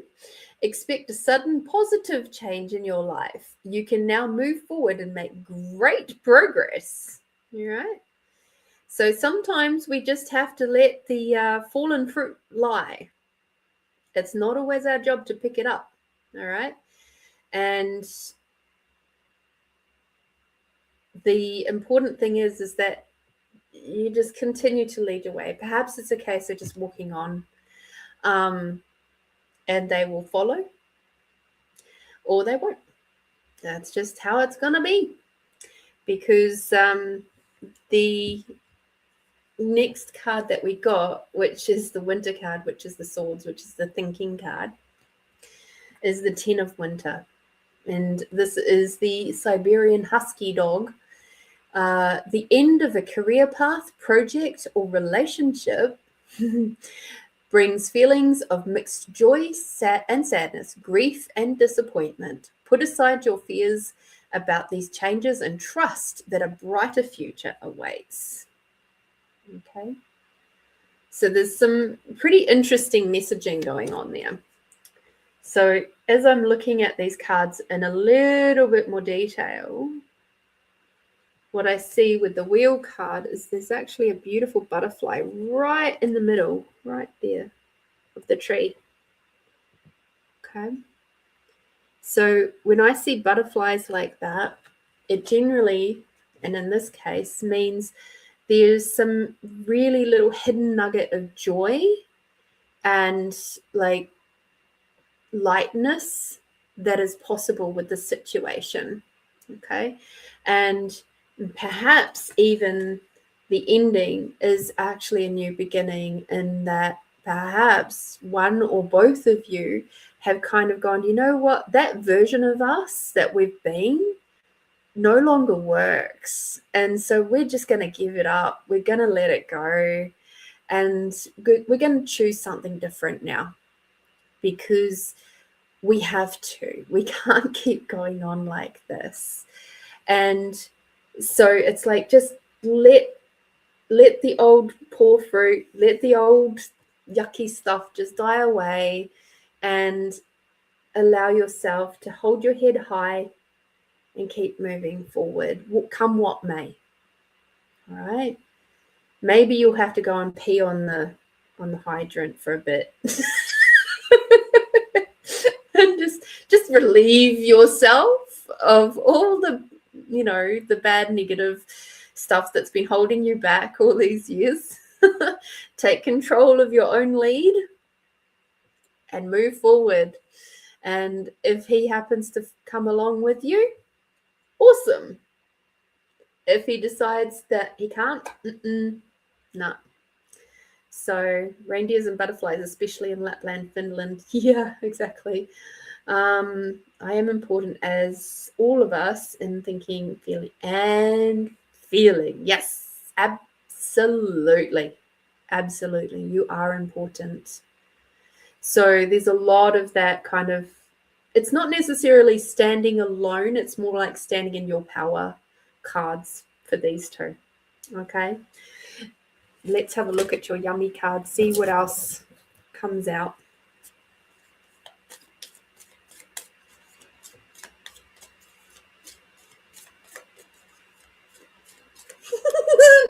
Yes, I feed like the dog, forcefully. Good. But the dog's so happy. Look at his face. He's so very happy. Happy doggy.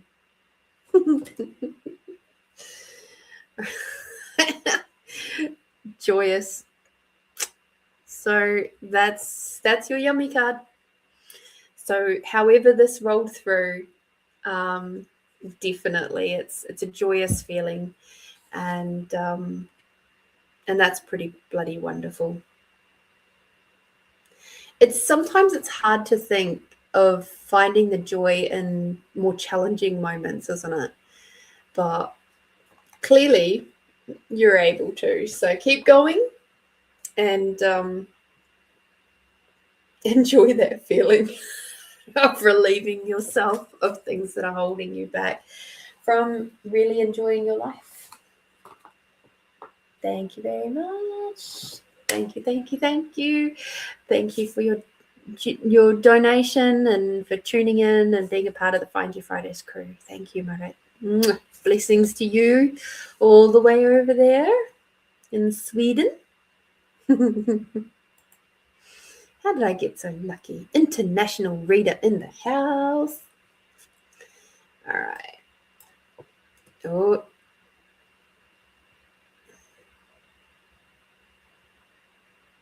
Aww.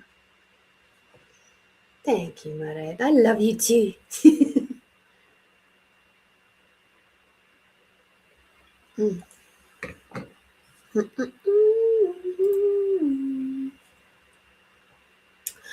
Now, Barry, that's a very big question. But let me see. Which card deck?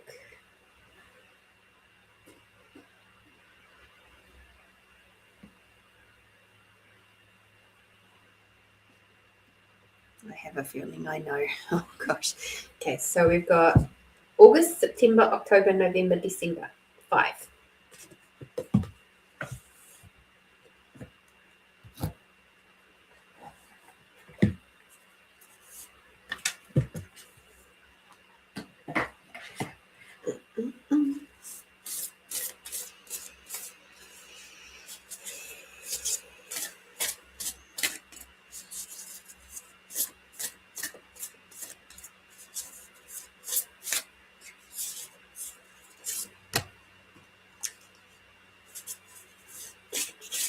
Oopsie.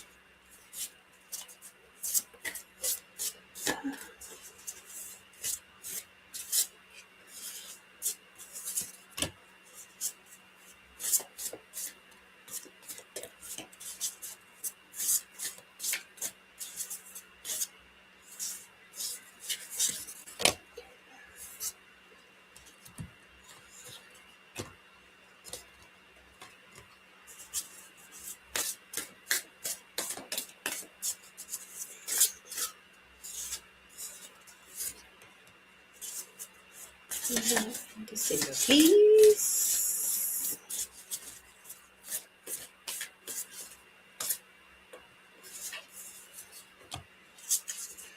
Alrighty, let's see what you're up for.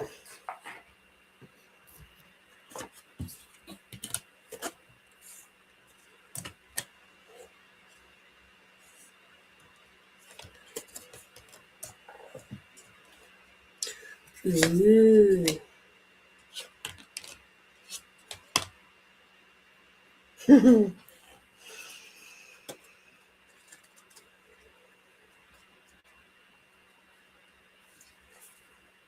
Okay. Now, I have a funny feeling that you have these cards. So here we go. We've got the Shaman's Dream. So if you want to jot down these numbers, and then you can take note of them. Okay, so for August, you got 39. Timestamp is 1 hour, 55 minutes and 7 seconds. August, you got 39. September, you got 26. October is 46. November is 61. And December is 34. Okay.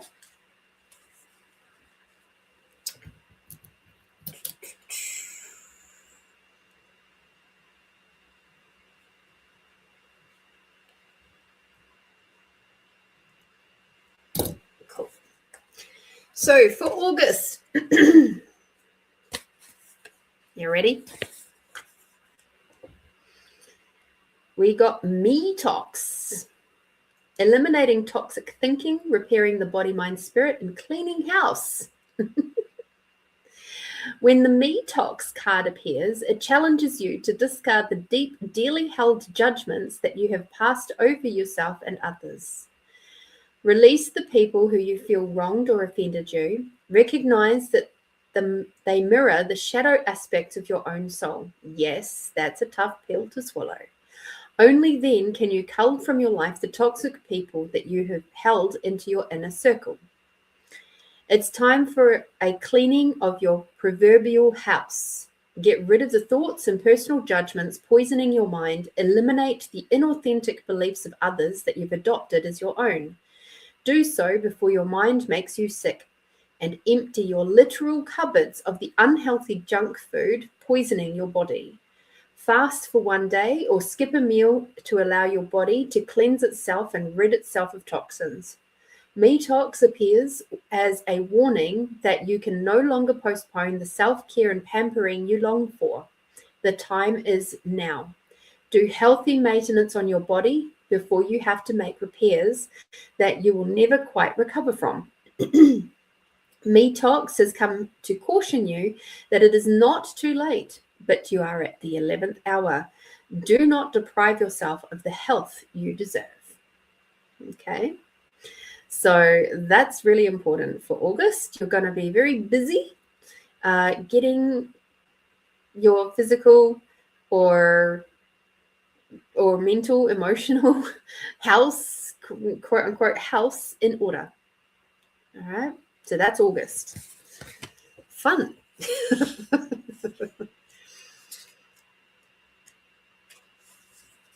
Okay. September.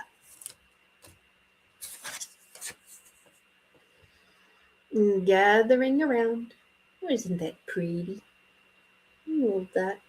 Little fairies, butterflies, moths, etc. All right. The power of community, being safe and secure and allowing help. There are times when you require positive reinforcement from others. Perhaps your journey has made you tired just before reaching the proverbial finish line, where your friends await to cheer your arrival. Know this, you are not alone. Regardless of whether you think you are, people gather around to help you with your next step as you bring it forth from the cosmos into the beauty of life. There has never been another before you, and you have a unique relationship with your friends, family, and communities, and all those who gather to help you in unseen realms. Now is the time to allow assistance from others. Ask for it and trust that you will receive it. You are safe and secure right now in this moment, truly supported in your beautiful, amazing, complicated life. You are heard by angels, witnessed by the divine, and loved, yes, loved, now and always by life itself. Whatever your query, you will find the help that you require to achieve what you desire, and you will not have to do this alone. Count on it. So what I was getting with this one is you're going to be getting out in the community a lot more through September, and perhaps there's some more fairs and markets and things that you are going to be attending at that time. And obviously to do that, you're going to have to maybe get some help here and there. And the other part that I was seeing here is your readings that you do online and that are going to increase too, because you're very valuable out in the community as far as your gifts and talents of being able to be your beautiful psychic mediumship self. And yes, you are loved, very loved by those around you. So September, you're going to feel it a lot. You're going to feel that sense of peacefulness and of community. 46. I actually have a meditation based on this next card. And because of the name of it, I had to rejigger the name of the meditation. But I will, if you're interested, I will send it to you after the show. So it is called Root Girl. Okay. So this is August, September, October. The disowned self, hidden beauty, the need for acceptance and love, or the requirement. Root Girl sits shivering, unclean and naked, at the base of the tree of self. She is unloved, unwanted, shunned for her deformities. She has no home, but is safe burrowing underground to dwell near the deepest roots of the sacred tree. Who is she to you? Could this urchin be one part of you that, reintegrated, can lead you to wholeness and true purpose? This is a part of you, the embodiment of a deeply flawed perception of your failures, manifesting as guilt and shame. When you project envy onto others or any emotional instinct that you've learned to repress or deem as unnatural, it is this homeless child self crying for attention, acceptance, and love. You want to lash out, ignore it, push it aside, all the while refusing to acknowledge this ugly quality as belonging to you. But if you would only look at the Root Girl's eyes and see the beauty, the unmet need, your unmet requirements, you would realize that this part of you asks for your compassion and understanding. This part of you was born when you were wounded and you were conditioned to believe that you are not whole, that your expression of self is somehow too much or too little. You may have even inherited this creature from your ancestors. However, it was this child self that came to be curled up at the roots of your sacred tree self. It is time to welcome her into your heart. When you do, everything that you've been searching for becomes illuminated, and your path lights up with renewed purpose. When you come to love Root Girl and claim her as your own, accepting her and your humanity, she is transformed just as you are. Then all manner of magic begins to arrive in abundant form. Look for the beauty. So what I'm getting with this one for October is that you're going to find yourself in a situation where you're going to be challenged to receive, heal, and open up to more love. To once again, we're talking about not being like the first card. It's an extension on that one, where it's like the way you speak about yourself or about others, it's going to be challenged big time. And there'll be a moment where you sort of feel like, I'm going to hide away. I don't want to look at that. That's too hard to look at. There's some pretty big shifts happening in October, it feels. And with that, it's going to bring up some stuff for you around self-doubt and just not really knowing if you deserve whatever, even possibly positive stuff happening. But there's this thing of like, I don't know if I deserve it. That's what I keep getting the feeling of saying. So love those parts of you that are hurting, and whatever else happens out in the real world, just know that you're still lovable, you're still beautiful, you're still handsome, and there is something really magical when you take this shadow aspect of self and you integrate it beautifully. So October is going to be a really interesting month for you. Some nice upgrading, as we say.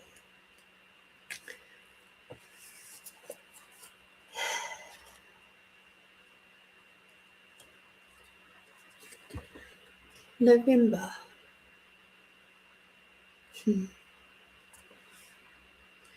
We have whale song, remembering, harmonizing, and resonating. There are moments in life where you have a sense of deja vu, that you've visited this place, these feelings, this person before, and you know that a new opportunity to dance has come round again. Yet, there is a haunting quality to this, a melancholy as life's mysterious fragility is also underlined. Like a whale song that pleads for its simple notes to be matched by another, you have a short time to capture this essence and let it resonate in a way that is potentially transformative, but only if you don't turn away. Sometimes you may forget that the moments of your humanity, your truest desires, because you've become so earthbound and calculating, striving, and doing. You're so overstimulated by the chase and what you're supposed to and what you're exposed to that you forget your heart. Now it's time to jump into the water and play and be reminded of your creative self, your collaborative impulse to sing along, seek harmony, beauty, purpose, and meaning. At this moment, that is your exact invitation. You will achieve more than the plans you set in motion if you use this opportunity to explore, be curious, and take a much needed break from what your mind thinks it needs to accomplish. Your heart is calling. Answer it. Okay. So perhaps in November, what I initially got from this card when I picked it up was a sense of peacefulness and beauty, but power as well, because obviously whales are very powerful.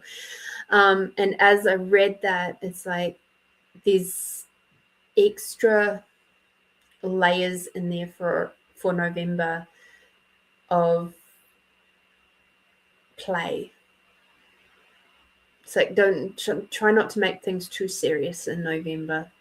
Keep playing, and whatever comes along, whatever is happening for you, emotionally, mentally. Obviously, there's a lot of water to do with whales, so emotionally, there's some stuff happening. There's some stuff bubbling up for you.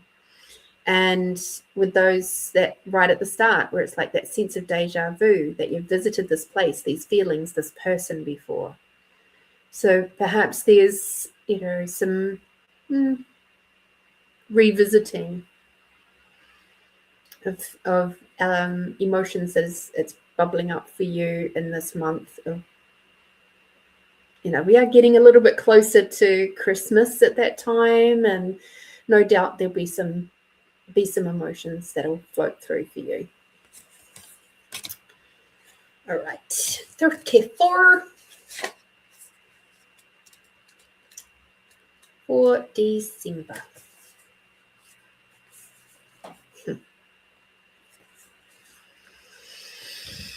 I love this card. It's not my favorite in this deck, but it is one that I really enjoy. I really like that sense of like at the top, with the person standing at the top going, woohoo, I made it.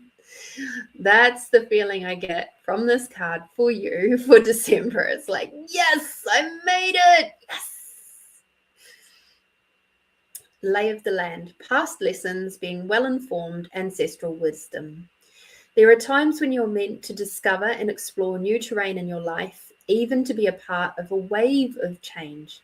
This is one of those times, and what you're contemplating is perhaps new to you, but others have laid well-worn paths and left wisdom for you to rely and reflect upon. This is so you can have a better understanding of the potential and possible pitfalls on your journey. When you know the lay of the land, you are better able to fully experience what is being offered to you. This is a wonderful time to seek a mentor or a good advice from an expert or elder. That way, you'll be able to meet life's opportunities and challenges well informed, knowing that you have a map. Now you can be curious about what else is here. This is a path that promises success in all areas where others before you have dared to tread. You will discover the treasure they have left behind for you to make your own. Okay, so with that, what I was also sensing as I was reading is there's going to be a lot of new information coming your way. There's going to be a lot of new techniques for you to tap into your awareness, which will help you to grow and be able to give even more amazing readings and be an even more incredible intuitive reader. And with that, the choices that you're going to make for your own life are going to be a lot more solidly confident, and you will absolutely feel like, yeah, I've freaking got it. Absolutely got it. So, and you'll feel like the sun is, or the moon is shining super bright and highlighting you like you're the freaking rock star. You'll feel like a rock star by the end of the year. So that's pretty awesome. And knowing that you will get even more connected out in the community, from your online stuff right through to in-person stuff and whatever else is happening in your life on a personal level. You will walk out of this December feeling a hell of a lot more happy and stable and calm than you did when you walked in, walked out of last year, without doubt. And yeah, it's going to be a good few months for you. A little bit of a wobble in October, but overall, it's looking pretty jolly positive. All right. Maybe a little bit emotional in November.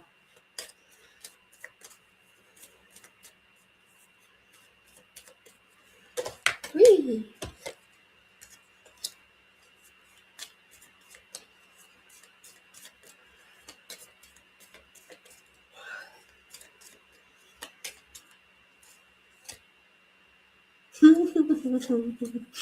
And over it all, from the yummy cards comes the message: open-hearted. Throughout all of that, keep your heart open, because that will be your grounding for everything that you're going to be going through the next few months. It's there's an awful lot coming up, and it's not bad. It's not bad. It's a lot, and there's lots of shifts and changes that are going to be happening. So yeah, definitely a lot to look forward to for sure. Oh, Mara, thank you, darling. I did hear that little diddling. Thank you, sweetheart. Do you have another question for me, Marit? But before I do, thank you, Barry. Thank you for your super generous, kind donation. Incredibly grateful for you and for tuning in here on Find You Fridays and being part of my Find You Fridays crew. So grateful. And thank you.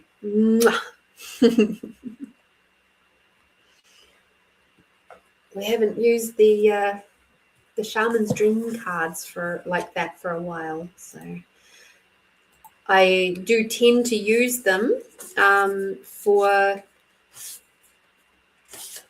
when I do my Christmas one card a month, kind of like I just did for Barry, but I do that for myself each year. I've done it for the last 2 Christmases, and I intend to keep going. I love going camping and having that moment of being out in nature and just doing this card work. Last Christmas was very hard because it was incredibly hot when I was doing it, and I had to do it in the tent. The Christmas before was a lot easier because I had the tent set up. It was down in a little valley by a beautiful little creek. If you've been around here for a while, you'll remember the video I did around that one for the meditation. And it was beautiful. Had lots of little butterflies and things like that. I would love to go back there again. It was just to the west of Victor Harbour, if I recall correctly. And it was really, really, really lovely.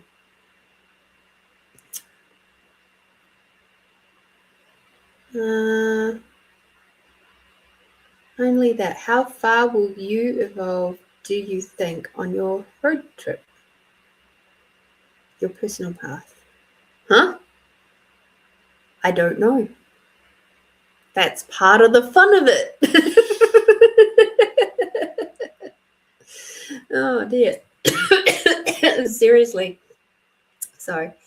But no, I enjoy doing my little my camping trips away around Christmas. It's a way to just de-stress and really connect in with nature.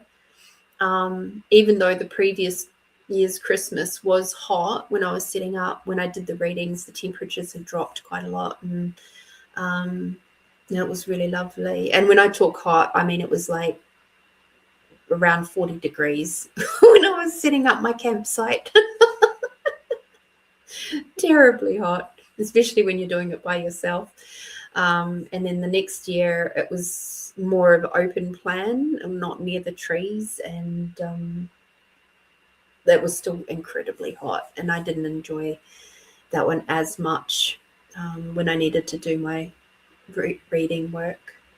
And there was a lot of flies and stuff. It wasn't nearly as enjoyable. But we got it on. We got it done. And so far, so good. So far, so good.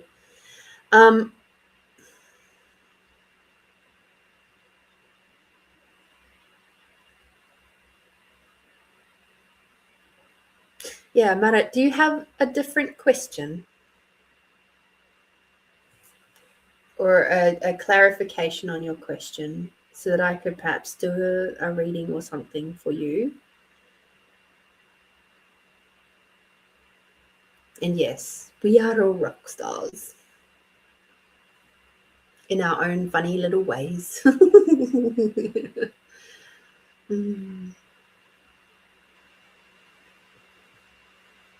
Oh, you're welcome, Mara. While you're thinking about that,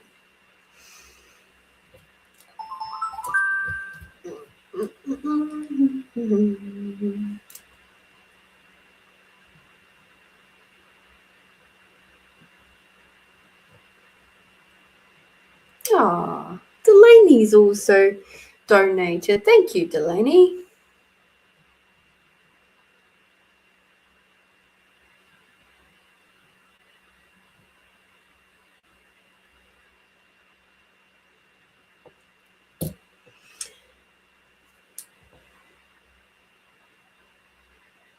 Oh.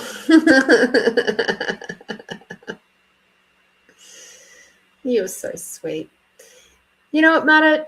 I know that you don't really have much of a question, so that's so lovely that you donated. I will still pull a couple of cards for you regardless. How does that sound? Just give you a little bit of a general reading and see what else we can come up with.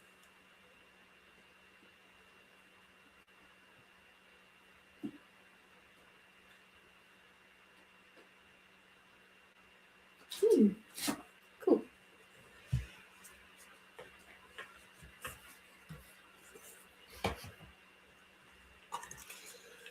And then, Delaney, I will do yours next. So just remembering, guys, when you see me yawning like that, it's not necessarily because I'm tired. I've actually had a little nap this afternoon. I had my bars run, so I'm feeling energetically nice and light and fluffy, not weighed down by the weight of the world.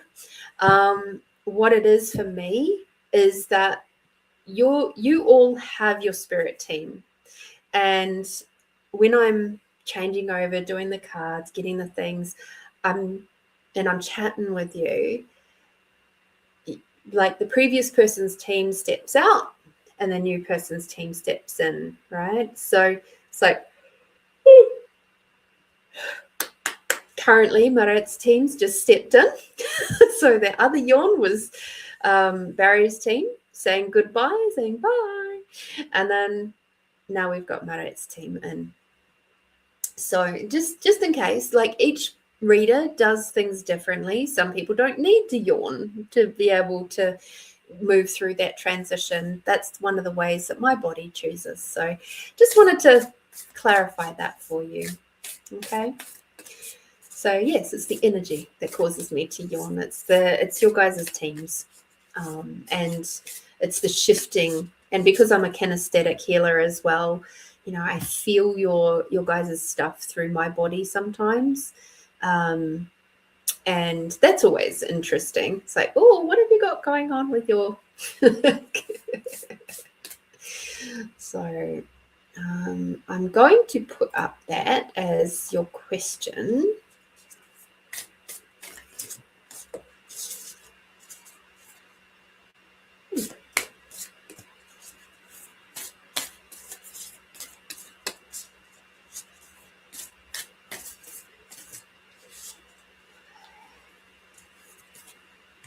Exactly, Marit. Yawning, release and releases. Fantastic synchronicity. Love a good yawning session. It's why yawning is quite contagious too, because as one person is yawning and creating more space and moving that energy through their body, I used to say as a kid, oh, I'm just getting more air in my head, which technically is kind of correct, if you like, in that if we think of air as space, so it's yawning was creating more space in my head and my body. And that's true even now. It's the yawning is that creating of space. And as I do that, you do that. If you find yourself prompted to yawn after I yawn, you're also shifting the energy for you in your space and your body and your mind, whatever it might be. And that's why everybody always feels a little bit better after a good old yawn.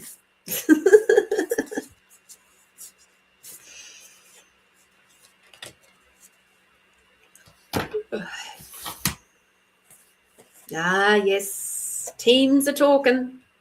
Gotta love a good old ring in the ear.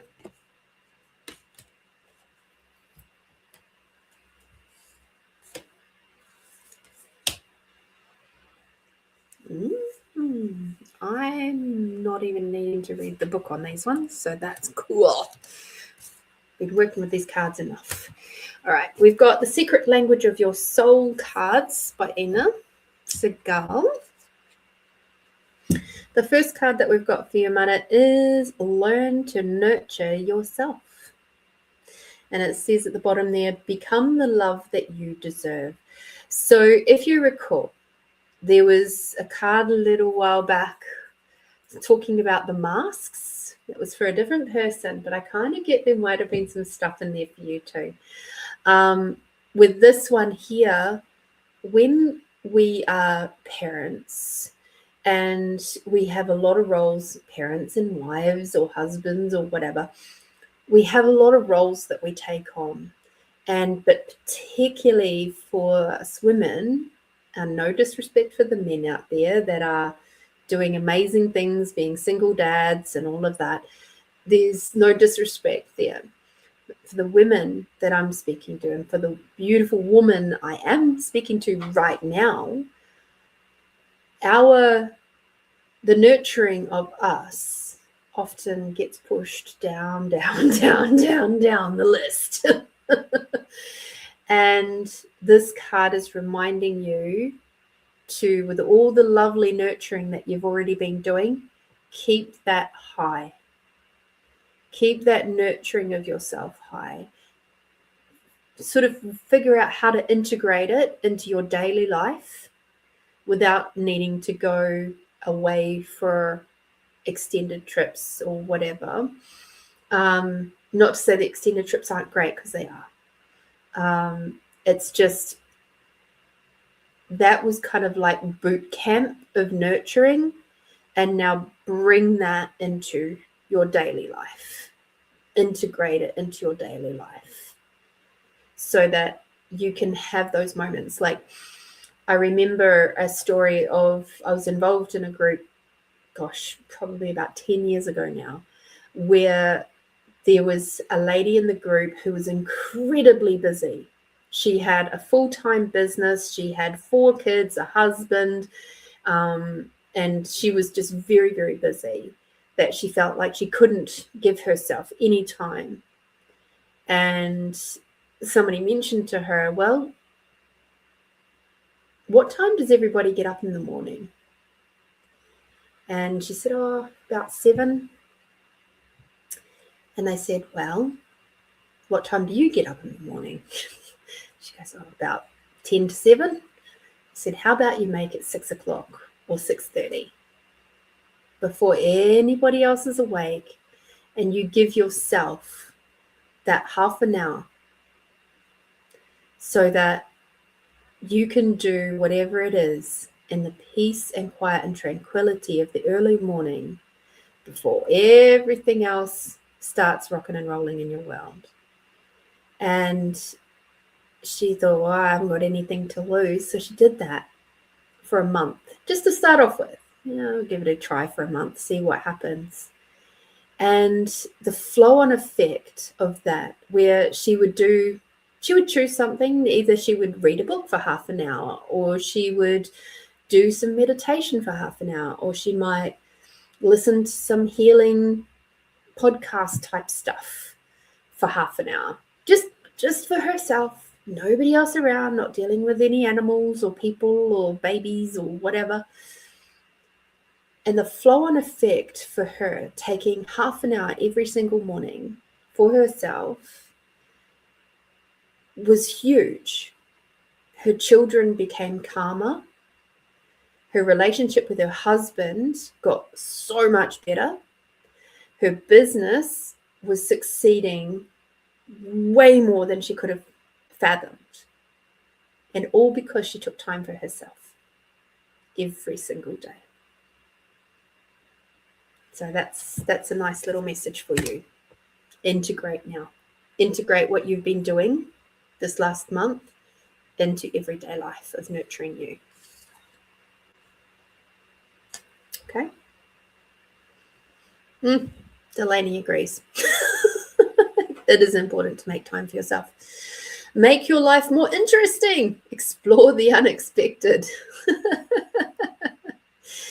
So, yeah, with this one, it's about don't be too fixed with your ideas of how the world works or your place in the world. It's like, be willing to shift and change. And I know you got that to a point anyway, and now it's time to just really let go of any of those preconceived ideas. Okay. And that way you can make your life even more interesting, like planning a trip to New Zealand. Oh, dear.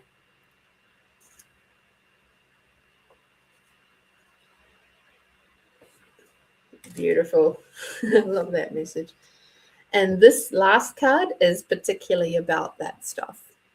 It says, express yourself, cultivate your passion. So whatever it is that you are passionate about, Marit, now is the time. Now is the time to just really let your voice be heard. There's no point in holding back anymore. Now it is just, bam. This is the way it is. It's one of the things that I've really enjoyed about stepping into my later 40s is the fact that I have far more confidence in expressing what I truly wish to have.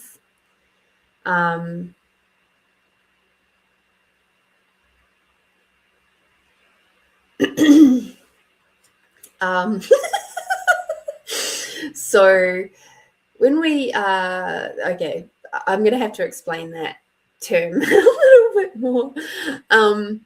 So yes, express yourself to an even greater degree than what you already have. It's time. So you're talking about this. My question thus really becomes, ought I piss on my husband when not confronting the stupid brother? So the word piss is an interesting term. And I love that you've latched onto it. So obviously it can mean urinate. It can also mean taking a joke, like making a joke of someone. So when we say, are you taking the piss? It means, are you making fun of me? Right? When we say getting pissed off, it means I'm getting angry. It's a very multi-use word. But if you say, I piss on my husband, it's like, you might be saying that you wish to urinate on my husband.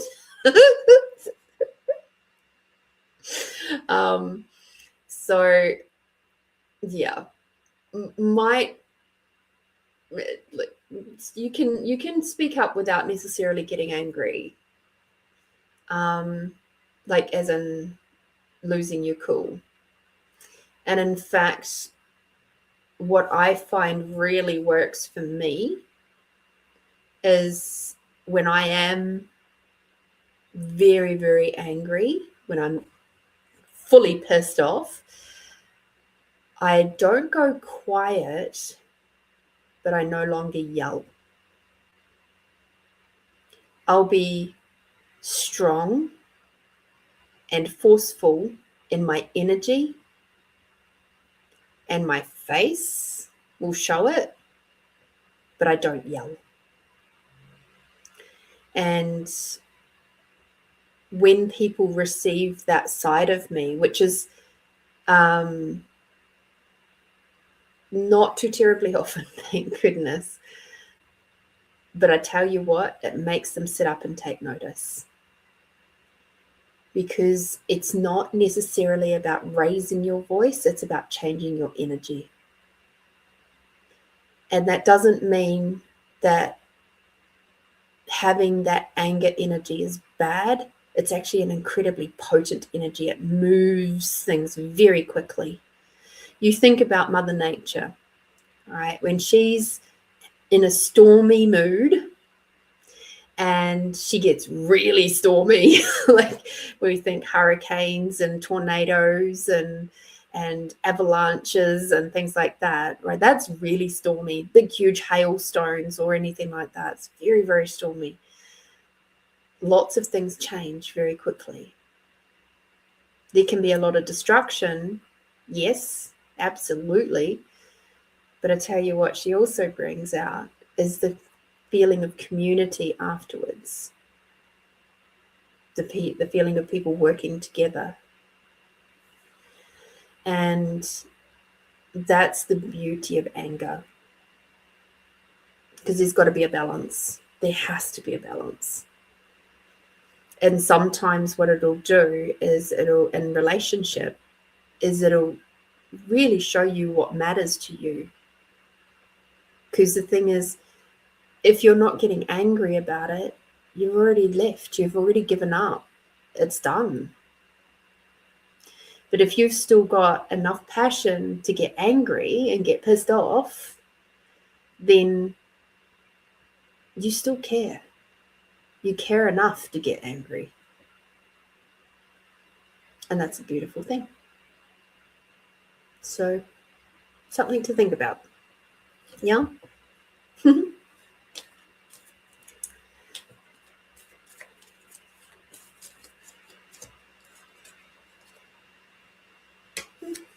And you got imagination too.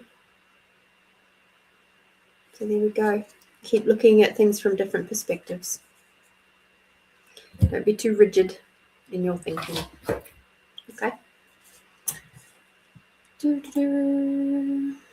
Alrighty. Delaney, I agree with your trip to New Zealand, Marit. Go with the flow. Yes.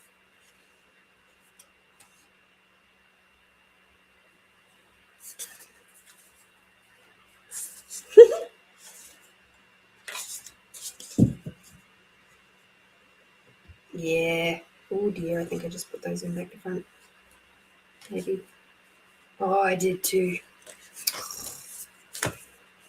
I will have to sort that out later.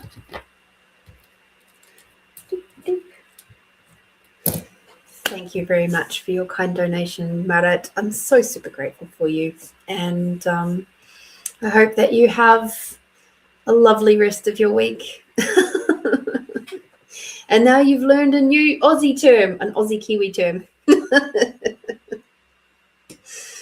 It's a fun one. We do love it. We do love it indeed.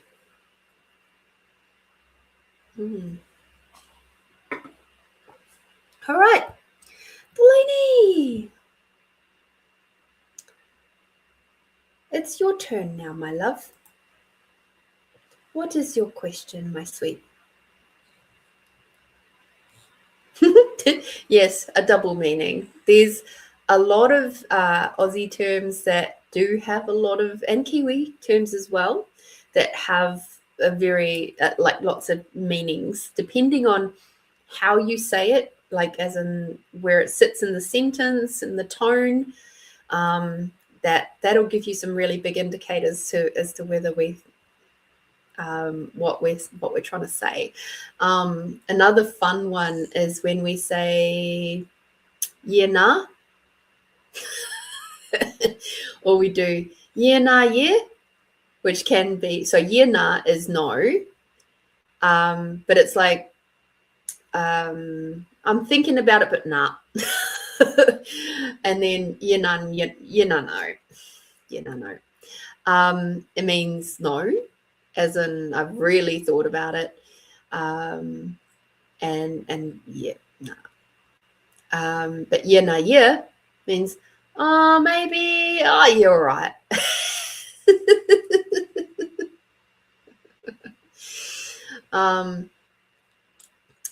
And then there's even the different ways we say yeah, nah. It's like yeah, nah. It's like, are you kidding me? That's what that kind of means. And like if I was to go, if there was somebody over there doing something that was stupid, I'd be like, oh, yeah, nah. Like,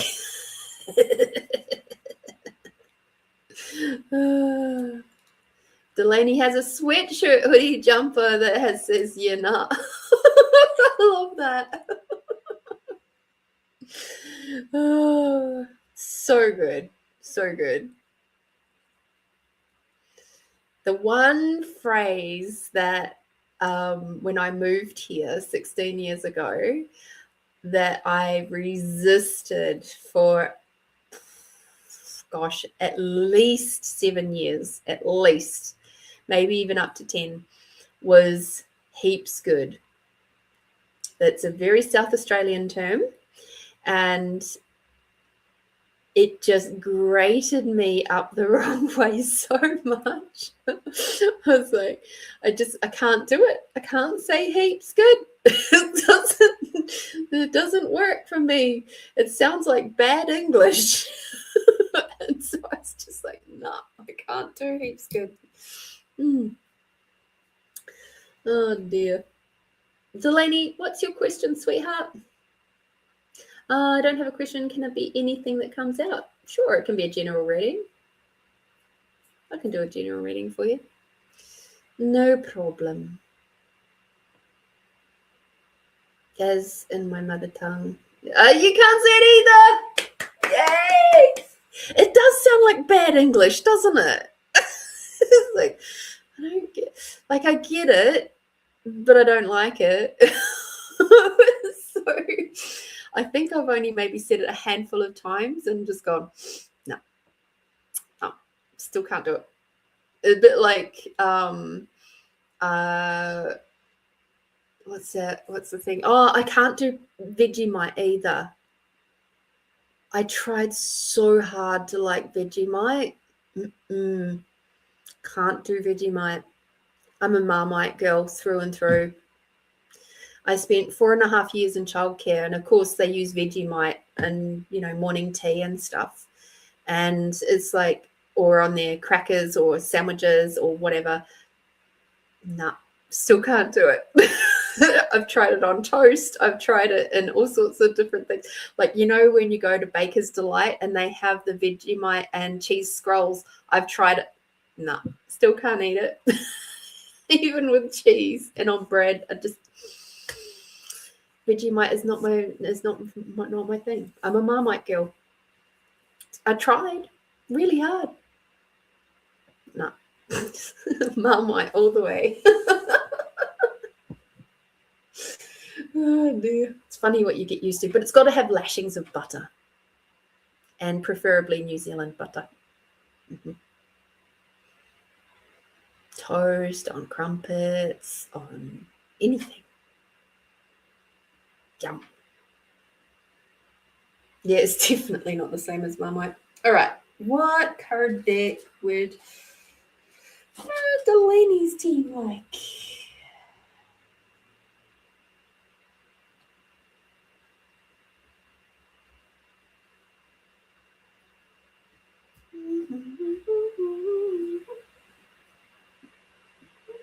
Ooh, okay.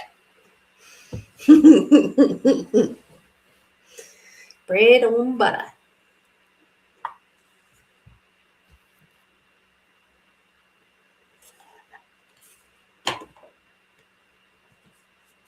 Fresh bread though.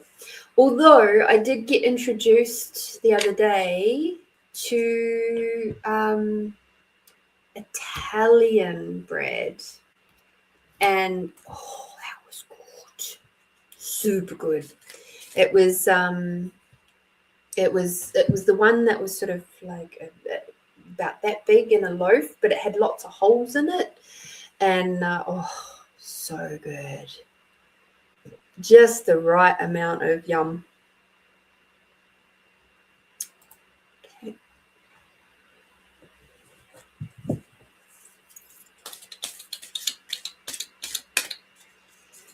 Okie dokie.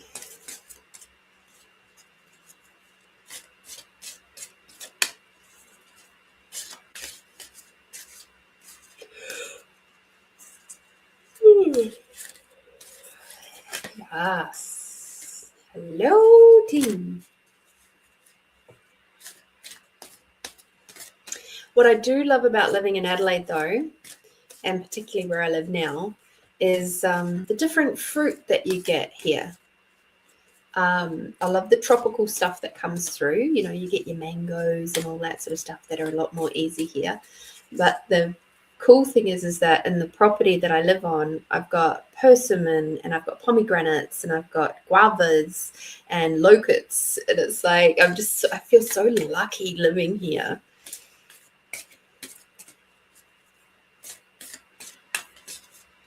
Oh yeah, homemade fresh bread. Yum.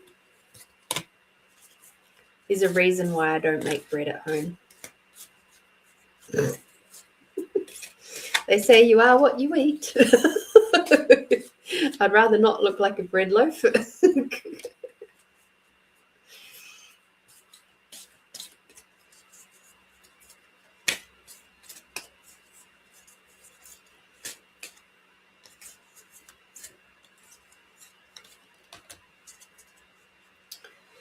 Okie dokie.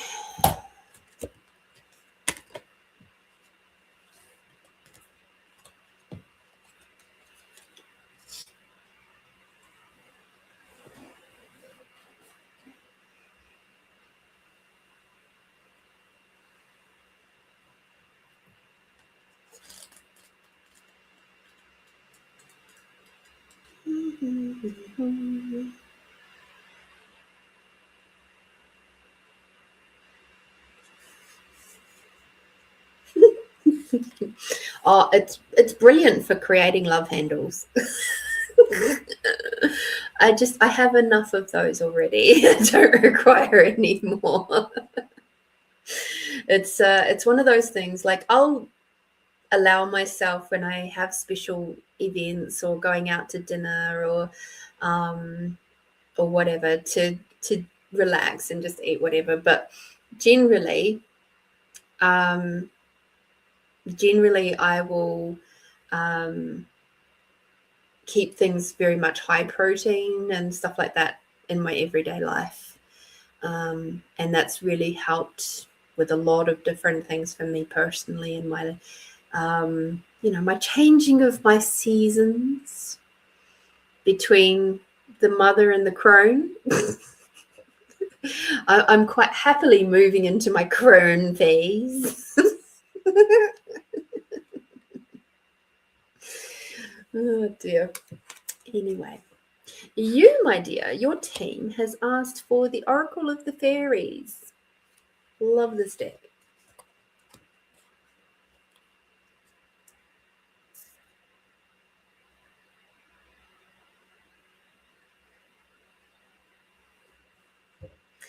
All right, so your first card, I can hold it a little bit closer. There we go. Lovely. Your first card, my dear, is called Precious Time.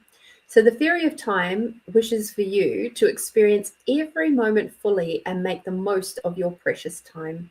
Be mindful to not waste others' time either. Are you a clock watcher, or does it feel like the days are passing you by? The Fairy of Time wishes you to experience every moment fully, even in peaceful solitude or meditation, to make the most of your time on earth and celebrate the magical gift of life. With time comes age, with age comes wisdom, which makes wisdom a precious gift from time if we've learned the lessons that time has gifted to us. Perhaps you feel as though you never have enough time to do all the things you require to do. But it is our attitude to time that dictates the way it impacts our lives. In fairyland, time isn't linear, so fairies don't feel the same restrictions and confines of time that we experience here in the human realm. If you're governed by time and are always glancing at your watch, try taking it off and notice how it makes you feel. Feeling free within time is a beautiful experience. Be aware of time, but don't be ruled by it, and always make time for yourself. This card could also be saying that you're about to learn a timely lesson. It's also important to respect the time of others. Are you always fashionably late? If so, set your alarm a little earlier and arrive on time and surprise everyone.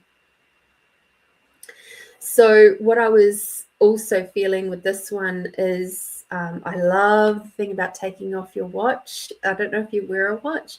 I remember very distinctly when I took my watch off for the very last time and it stayed off. And I relied on wall clocks. And then now, because I am basically carrying my phone with me all the time, ironically, my watch battery died 2 months ago. Then don't replace it. All right. And what I've noticed, this is going back, gosh, probably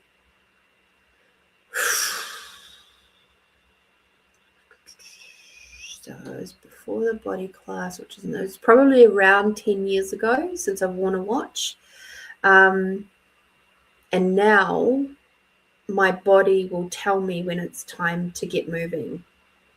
I'll feel it. It'll be like I have ants in my pants or something. Like I just feel this agitation, and then it's like, oh, okay, time to get moving. Yes, I still check my phone for time. I might have a wall clock or whatever floating around, but generally I use my awareness on what time to leave my house and stuff like that. And it's funny because there'll be times where I'll be needing to get to my job and I will have checked the day before how long it's going to take to get to my first job of the day. And all of a sudden I get the sense you have to leave within the next 2 to 3 minutes. And it might be technically 15 to 20 minutes earlier than what my predicted leaving time was. And it's like every single time it's spot on. I leave if I listen to my body and I leave when my body tells me to leave, I'm usually, say, either 5 minutes early or spot on time. But if I leave late, nah. If I leave on the time that I'm supposed to leave, there's generally some kind of hold up.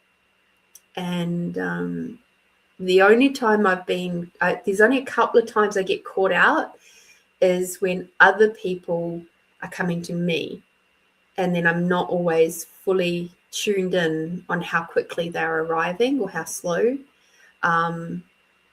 So that's something I've yet to perfect. But that's okay. At least I can govern it from my own point of view. So there we go. Watch died 2 months ago.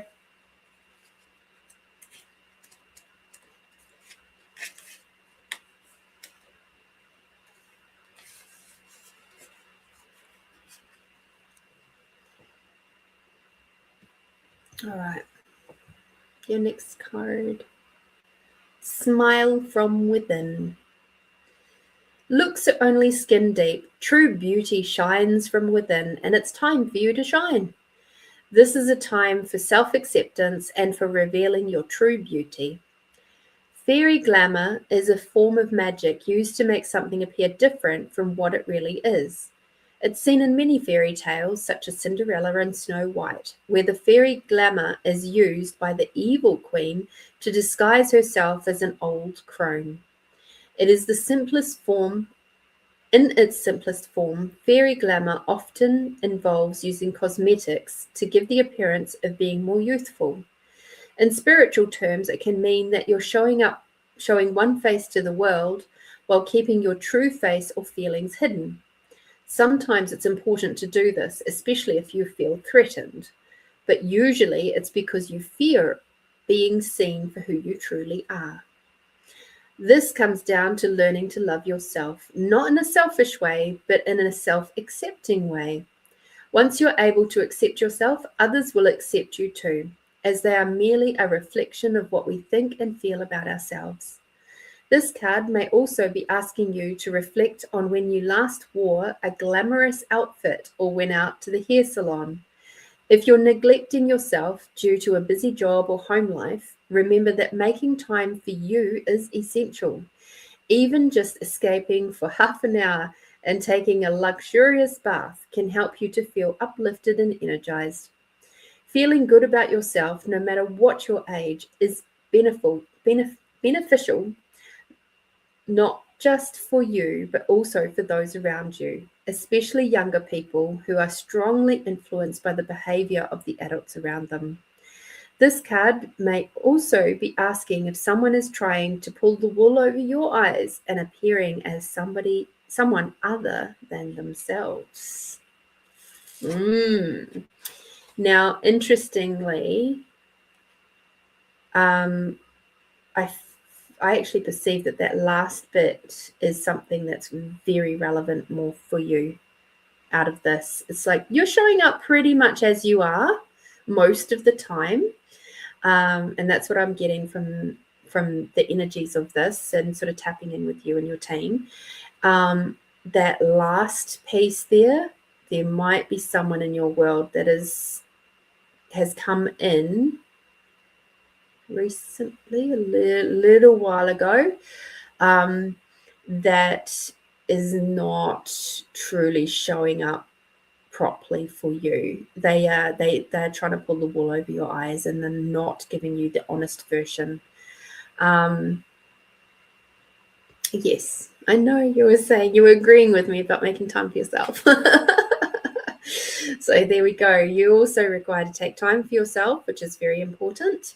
The other thing that's coming through from this card here is as you shine really brightly with being in your own, just showing up honestly, and in your vulnerability and your strength and your lightness, your brightness, your fun, your joyousness, your also your little kick-ass side of you.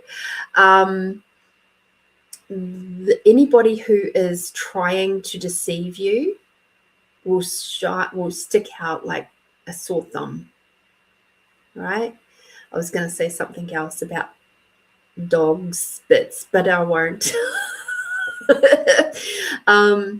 But yes, so be very aware of that person. I'm glad you know who it is, because that's what I was picking up on. I was like, "Whoa, watch out! You've got There's a little sneaky one coming in there.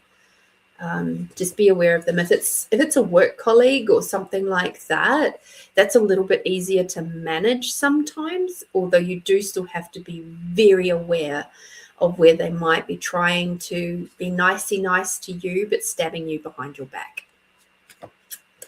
Lovely. Why do people do that? I don't understand. Anyway, here's another card for you. Does the person who feels threatened talk him or herself over and thinking more or less consciously that in the mirror the person in the front is in? Whew! I'll come back to that question. Jeepers. Wisdom is this card here. Ooh, look at that beautiful white owl. Have you ever been told that you're wise beyond your years? Now is the time to call upon your inner fairy wisdom to help you with a challenge. This fairy is telling you it's time to call upon your own inner wisdom in order to help yourself at a challenging time, or perhaps someone you know could do with some insight into their situation. This wise fairy is accompanied by a white owl, owls being a symbol of wisdom. She tells you it's time for you to trust your own knowing, and reminds you that wisdom doesn't only come with age. Wisdom is the ability to see the bigger picture. So fly silently like the owl. Yeah. This is an expansion on the previous card. Fly silently like the owl and hear and see everything before coming to a decision based on this wisdom.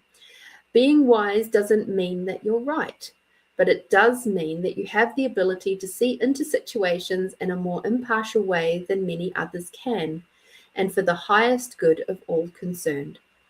We all have access to inner wisdom, and pulling this card shows it's time for you to trust this fully.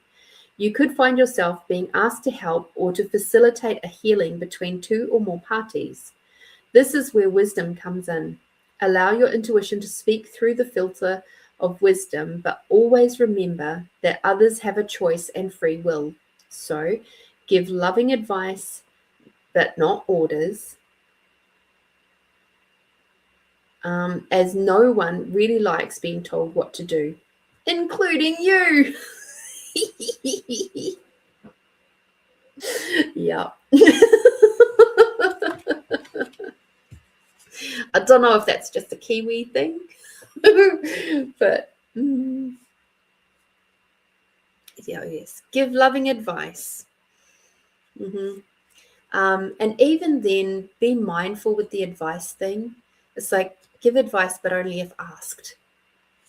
All right. Otherwise, hold space, ask questions. That would be my advice to you. And your last card. Here we go. We haven't played with these fairy cards for a little bit, so this is really nice. There we go. We have Journey. A fairy and a hare. It's time to prepare for a journey. It may be impromptu or planned. Either way, make sure that you're ready when the time comes. Pack your passport now. It seems you may be about to embark on an exciting journey, so start packing your suitcase or backpack right away. But remember to travel light so you can easily be spontaneous, both with your physical journeys and with the journeys of your heart and being. Perhaps this is the right time to set out on an adventure of your own. You never know who you might meet. You may find yourself thinking about relocating or even moving to another country. It's worth signing up to low-cost travel websites to see what bargains appear, or go back to basics and just stick a pin in the map and travel there. Maybe you know somebody who deserves a holiday or a day out. You could take the initiative and invite them to join you on a fun-filled fairy journey. This card may also be telling you that your passport requires to be renewed. Yes. Have you renewed your passport lately?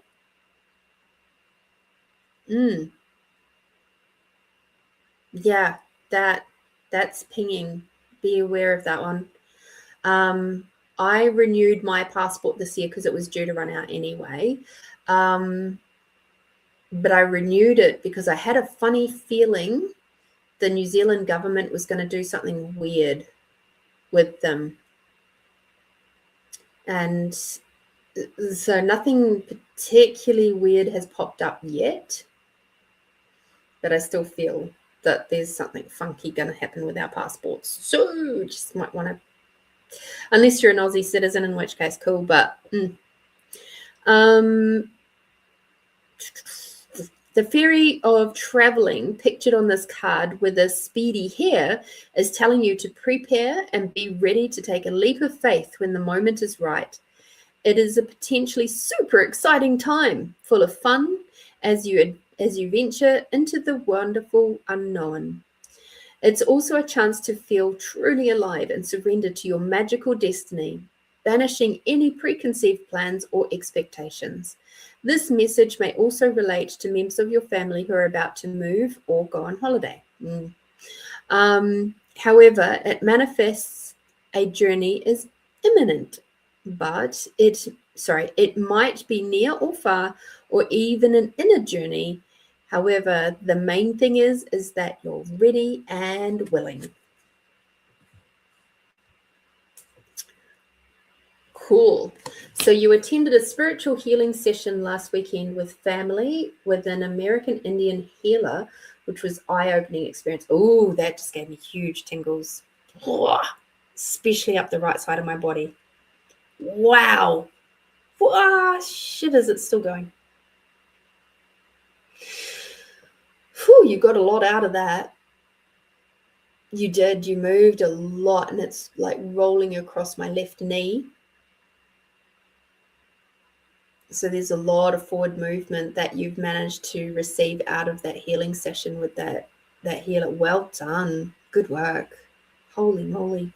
I'm taking my sons on a trip somewhere overseas next year, and yes, I require to check my passport ASAP.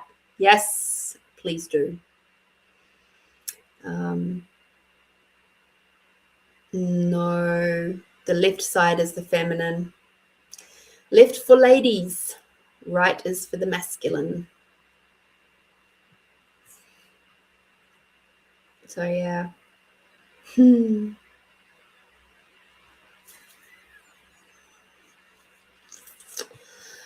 So let's have a look at your yummy card. That's how I remember it. Left for the ladies.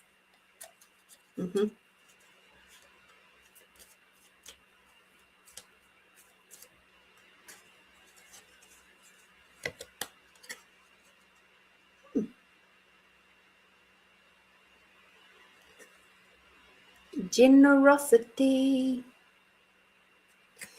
is your yummy card. Oh man, you shifted a lot out of your masculine side. Holy moly. Which contributed to your feminine. Oh, that feels wonderful. Well done. Yeah, you're going to be able to move forward with a hell of a lot more ease now. A hell of a lot. In saying that, because of this, the other things that's happening for you, which is why the time thing, the shine from within, the wisdom, those first three cards, they are, sorry, I'm putting it all together with what I've just experienced through my body. You're having to rejigger your priorities for you and how you choose to divvy out your energy, because you've kind of comprehended how much the masculine side of you was kind of driving the ship as such, And it's like now you're kind of going, oh, hang on, there's a different way to do this. And so that's where the feminine is asking you, hey, spend a little bit more time over here, hey? Spend a little bit more time nurturing yourself so that we can shine and that we can be our deliciousness out in the world. And the lovely thing is that when you are shining and you've got your deliciousness happening out in the world, a lot more yummy things come to you because you're more like honey, right? Less like vinegar. And it's one of those weird things about the metaphysical world. I don't know. I'm just trying to think of if I've got a book. If you've ever read The Four Agreements, that's a really good one. 11:11. Interesting that you've said that, and it is 11:11 here in Adelaide anyway. 11:11 to me was almost always, for a long, long time, a warning. I know that for a lot of people, 11:11 is messages from heaven, or love from heaven, something like that. I love that you say make a wish. It took me a long while to see 11:11 as being a positive thing and not just a, oi, watch out. So there we go. Fairy gifts for you. How wonderful is that? And yes, keep putting together those moments of self-nurturing and allowing your feminine to roll forward a little bit more than your masculine. Okay. I couldn't understand how you become more feminine when the masculine steps on being a very being a very independent female. I know only too well. I think what really helped me was starting with some of Mama Gina's work, and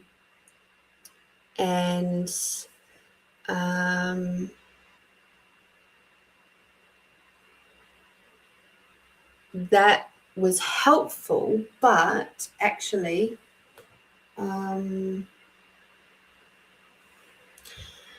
Women of Lemuria, it's a book, and it's a combination of sessions that have been put together. Hang on, I've got it on Audible. Let me just bring it up. Get out.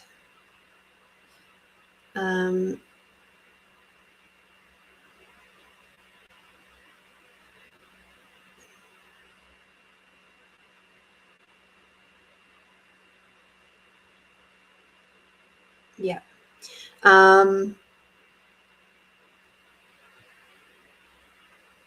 No, I don't want to play it again, you silly thing. Yes, don't want to download it. I just want the title details. Okay. So it's The Women of Lemuria, Ancient Wisdom for Modern Times by Monica Murani and Amber Wolf. She's a contributor to that too. Being that you're Kiwi like me, I think you might actually find this. Oh, my ears are going off. So yes, this is the book that I would definitely recommend for you, because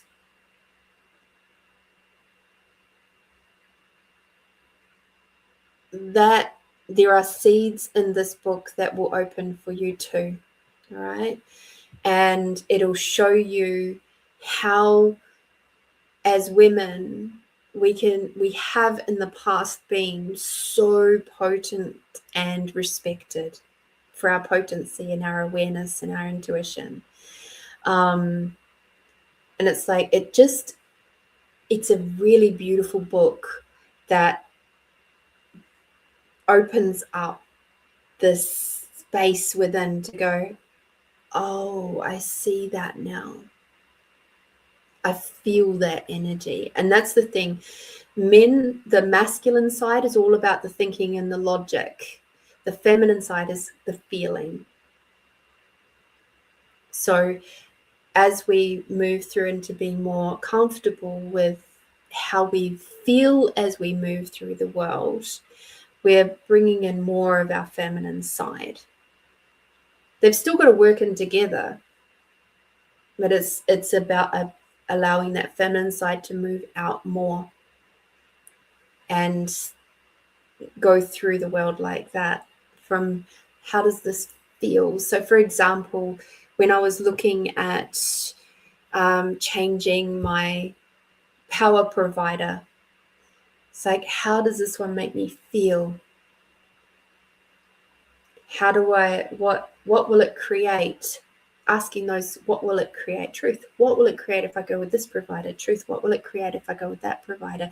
And allowing my intuition to make those decisions rather than looking at all the nooks and crannies of comparing and blah, blah, blah.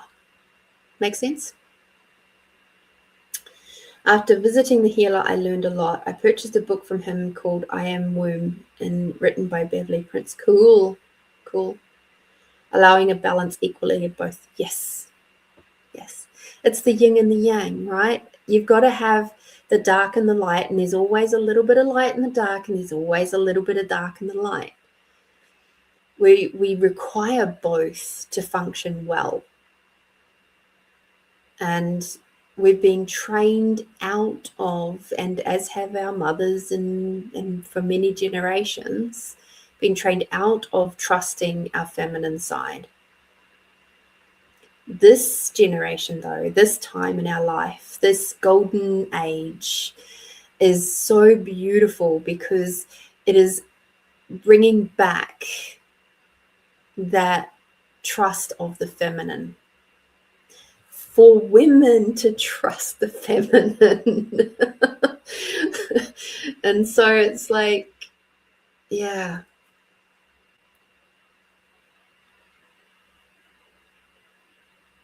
But it says it is not a good idea you telling about different books on YouTube on an additional channel or on this.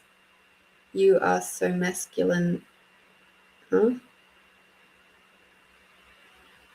I don't understand. Are you being sarcastic? I hope not. Or I hope so. We can learn an awful lot from reading and reading the wise words of others. So often we get caught up in this particular time, and I say this with all beautiful respect to all of you who are still tuning in right now, that we get so hung up on videos and stuff like that on the social medias, and that we're very close to losing the art of being able to sit down and read. And that's kind of frightening, actually, because when you sit down and read a book, you're engaging so many different parts of your brain. And then depending on the content, of course, it can engage different parts of your body. And you can integrate the energy and the lessons and the meaning of it on a far greater level. I love Audible, absolutely love Audible. But for the books that create a lot of space in my world, a lot of meaning in my world, I will buy them in hard copy. I love reading. I love reading a lot. So yes, Delaney, it's an ancestral trait. But you can change that. You have the power to do so. So keep having a look, looking at the different authors and things that you can. There's so many wonderful things. I went on a big feminine journey back in 2019 was when mine really started. And it started out with me doing a course, which I call the relationship course.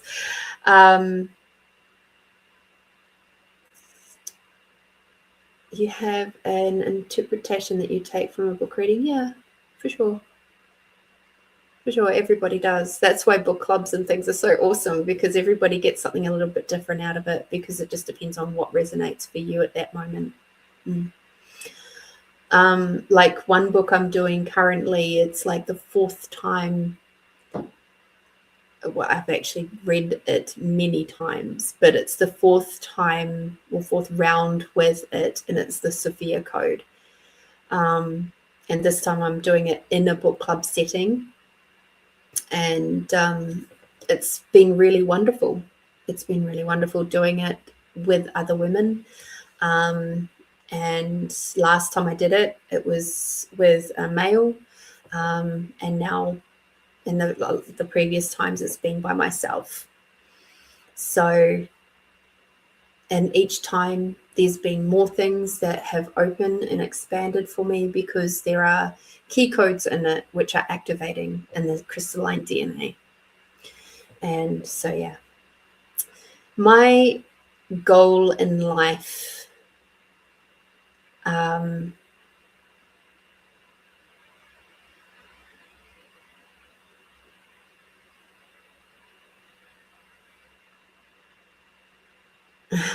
okay, Mara, thank you for clarifying that. Yeah, it is a good thing to share. It's a good thing to share lots of different sources of information. Love it. All right, with that being said, so The Women of Lemuria is the book that I was talking about. Thank you. Thank you for being with me. Thank you for sharing your yummy healing that you had.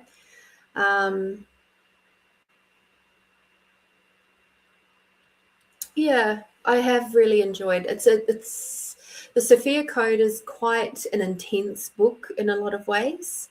The last time I went through it last year, I cried a lot as I was reading. So I was reading it out loud as well. So I'd listen to it on Audible like once or twice, then I'd read it out loud, and it was very, very intense, releasing so much energy and belief systems and points of views and stuff like that. It was incredible, absolutely incredible. Very grateful for it. This time going through it, because I released so much in the last round, I'm hearing the more subtle aspects that are hidden within the writings, and it's a fascinating journey, especially when you're going through it with people who haven't done it before. So for me, it's like the fourth round. For them, it's the first.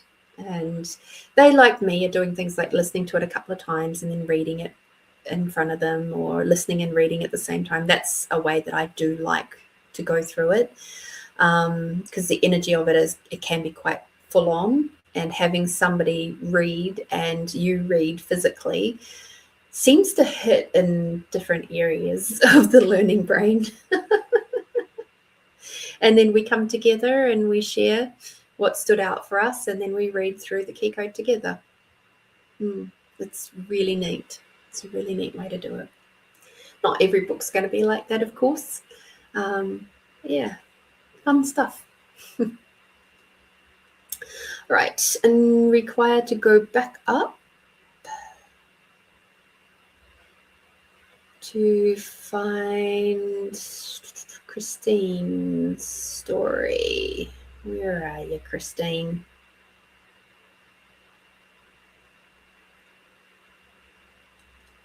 Okay.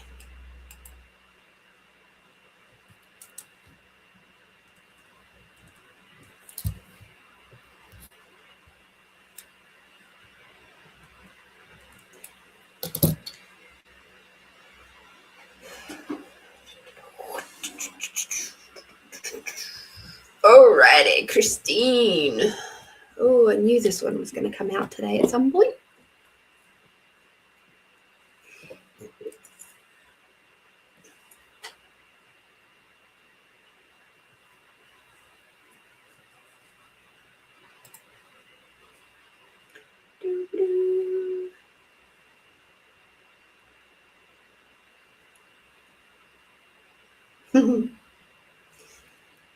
Yeah, the Sophia code's pretty awesome.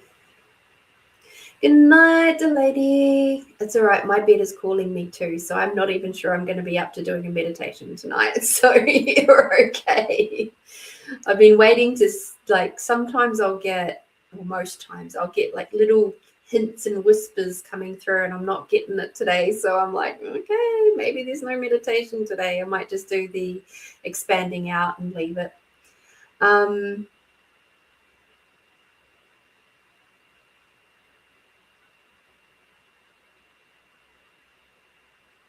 So yes, I enjoy movies that are made or based on books, but I learned that you shouldn't watch a movie too close to having read the book. Because of course they can't include everything, but some directors take a little bit too much artistic license.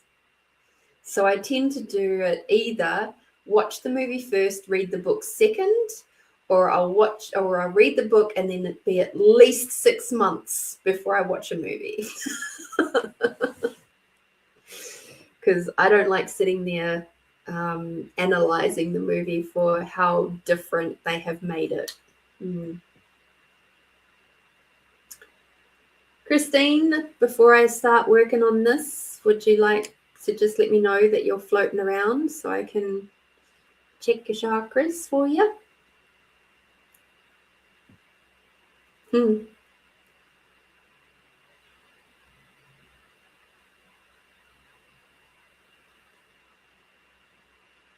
Nighty night, ladies. Floating. Thank you, darling. All right.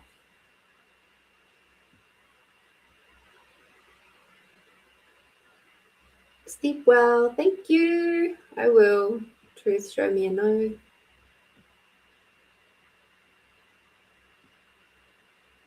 Back to center, please.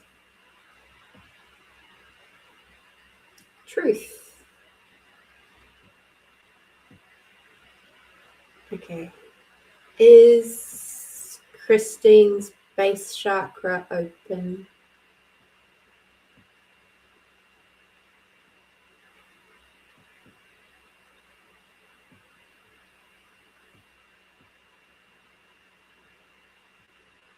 No. You've got some contraction happening there. Okay. It's 11:30 at night, in case you're wondering why we're all kind of going, us Adelaideans are going, so truth is Christine's sacral chakra open?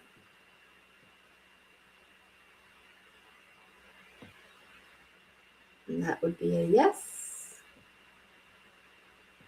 Okay, thank you. Truth, is Christine's solar plexus chakra open?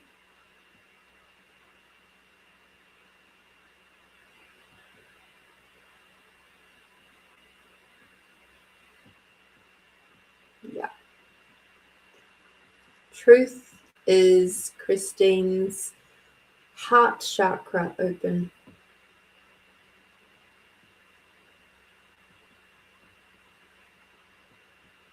That's a no. So far, your base and your heart. Thank you.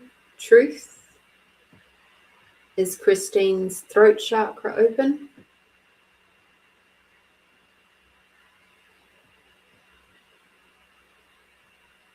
Yes. is. Truth, is Christine's third eye chakra open?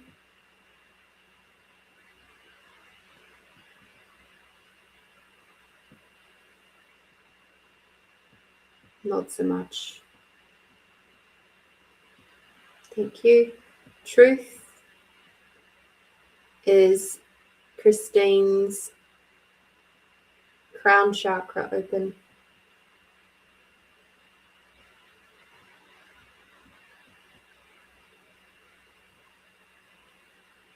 Yes. Okay. So base, heart, third eye. Okay. And what I'm getting from that is you're struggling to see the future. You're struggling to see the future from a heart-centered space. And because you're struggling to see those things together and linking those aspects, those elements together, there's also an inability, or not even an inability, it's protection. Your base chakra is protecting itself right now. And because if the energy can't flow up, it can't move, right? So, and the rest of the chakras are going to be affected in some way, shape, or form. But right now, your heart chakra being a little bit contracted, your third eye chakra being contracted, it's harder for you to lean into your feminine side, because the heart and the third eye, that's a lot of that is about being in your feminine. And so you're trying to logic it out, and it's not really working really well for you right now. This is an environmental thing. It's something that you know that you have to change out of your environment. Because if it wasn't that, these areas would be open. You are restricting access to your body, energetically, physically, emotionally, mentally, right? With those particular three areas, the base, the heart, and the third eye, the mental, physical, and emotional, it's just like boom, boom, boom. No, wall, wall, wall. Just stay away. Okay. So I would highly recommend that until you're ready to make some pretty significant changes in your world from your environment side of things, the company you keep, etc., your body's going to keep putting up blocks. And the dangerous thing with that is that the more blocks that are going in, the more that you're putting pressure on your cells. The more pressure you put on your cells, the more they're going to go from a lovely round shape to being squished and becoming what we call diseased, right? There's not ease with your cells. And so when there's not ease with your cells, then you get sick. The sickness is but a indication of the stress and strain that you have been placing yourself under. Okay. So the choices that we make are our choices. So we can choose to change them. The guy is acting like a 5-year-old, tantruming when I speak the truth. He needs to get a job and I don't want to listen. He is doing something and postpones it, delaying the execution. Yeah, of the job. Yeah. So let him go sit with mum. Let him go find somewhere else to suck on someone else's teat for a bit. It's not your job.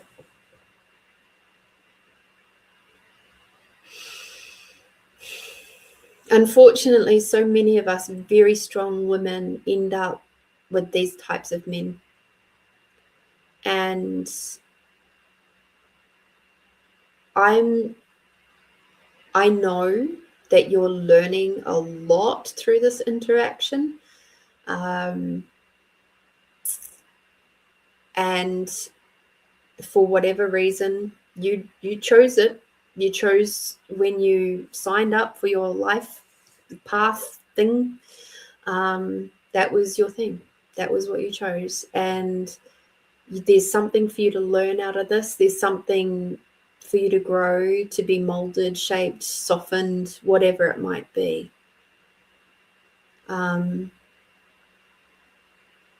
Only you and your higher self truly know what that is.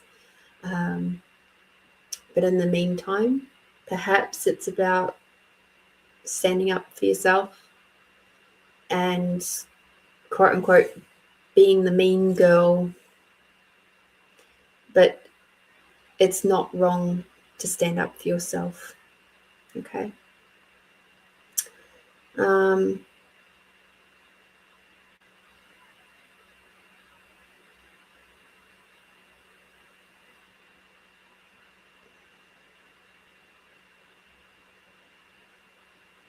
Okay. So I hope that helps, Christine. Let me do a yummy card for you just to see what else is popping up.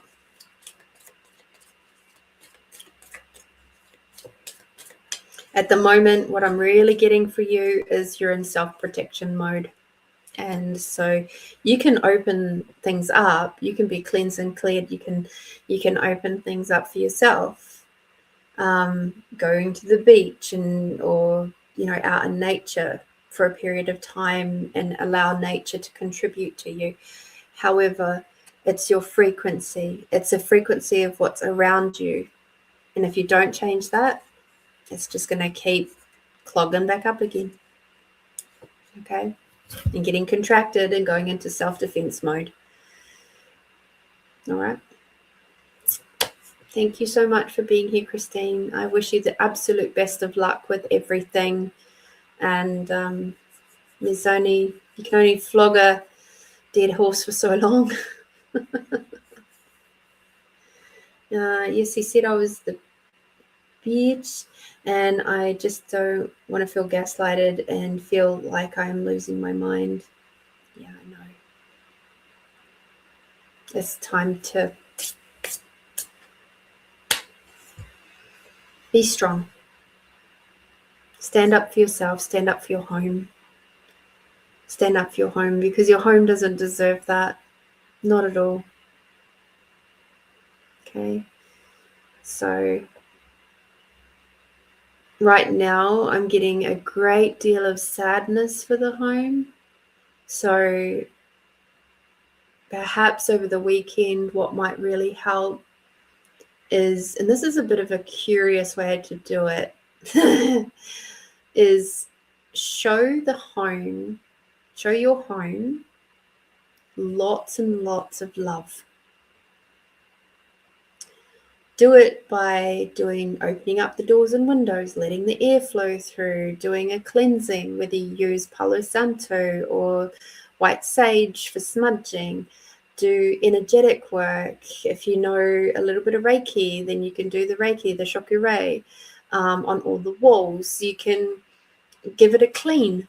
And with all of those things contributing, making it your absolute focus of adoring and feeling so much gratitude to the house, what it does is it makes the person who's not showing gratitude, who's not on board with all of that, very uncomfortable.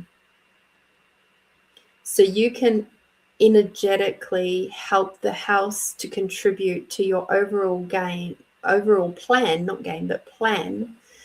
to have your home be your sanctuary. Your home wishes to be your sanctuary. Okay?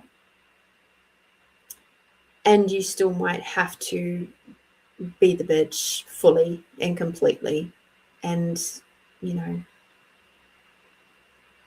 get him to out the door. Okay. Lots of luck, darling. Lots of luck. All right. All right. So what I'm going to do now, I'm not necessarily going to do a meditation, but what I am going to do is we're going to do the expanding out tool, okay? And just to remind you that you are wonderful and magical and beautiful. So it is a little bit of a meditation, but not a super formal one. So it's going to be nice and quick. I'm really, really tired, Nella.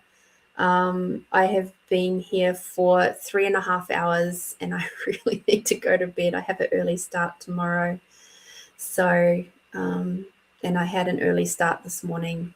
So I'm sorry, I have to get going shortly, but I would like to contribute to you all so that you can feel expanded out for your week to come, and remember that I'll be back on Thursday this week coming. So a day earlier. So whatever day it is in your world, I'll be a day earlier.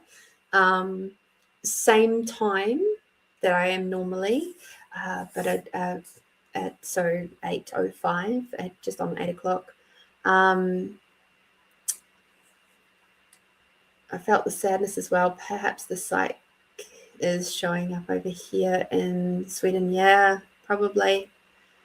Yeah, the house has absorbed a hell of a lot of emotions. Hey, Merit. So yeah. All right, everybody, closing your eyes. Take a big, deep breath in. And breathing out.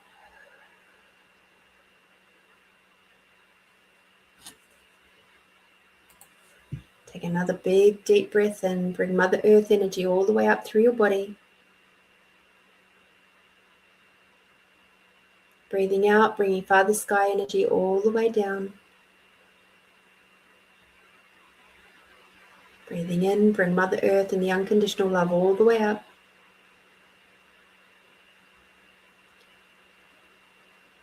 Breathing out, bringing Father Sky energy all the way down.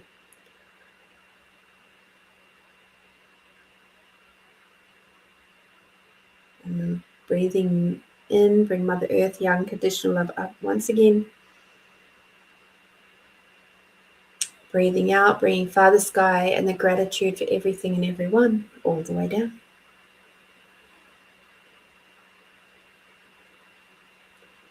Becoming aware of your body, how it's sitting, any tension or stress in your body, just become aware of it. It's not to do anything about it right now, just be aware. It's telling you messages. And now expanding out your awareness in a big bubble all around you, up into the sky, down into the earth, expanding out your awareness. Out beyond your body, beyond the building you're in, beyond the planet, beyond the solar system, beyond the galaxies, and beyond the universes. That's it. Big breath in and out.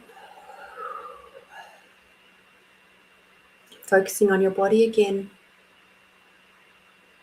Grab your sense of allowance. And now your sense of allowance is your ability to perceive, know, be, and receive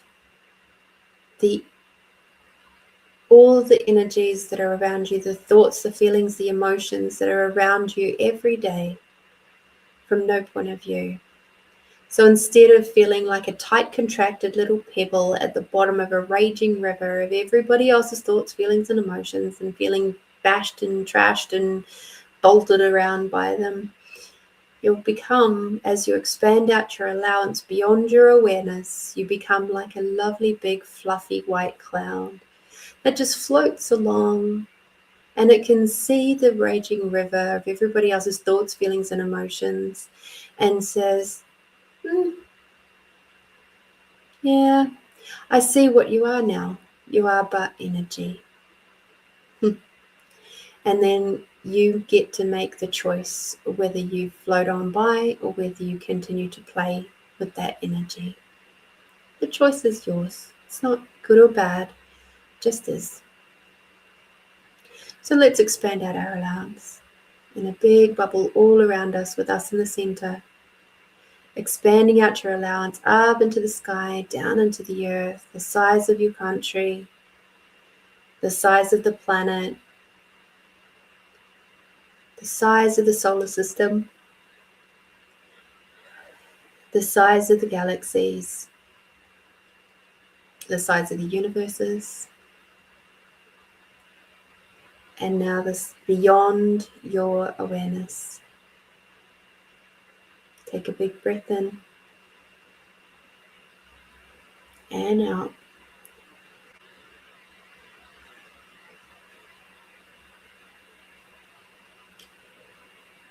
Now I'm going to ask you to do something a little different tonight.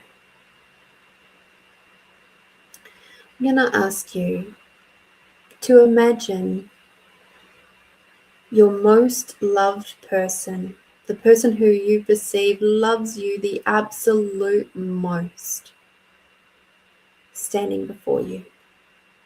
They can be embodied or in spirit form. But imagine that they're standing in front of you.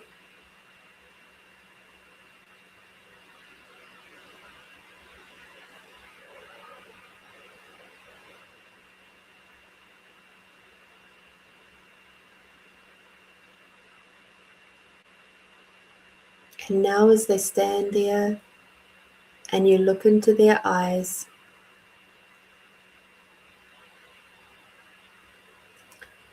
feel the love from them.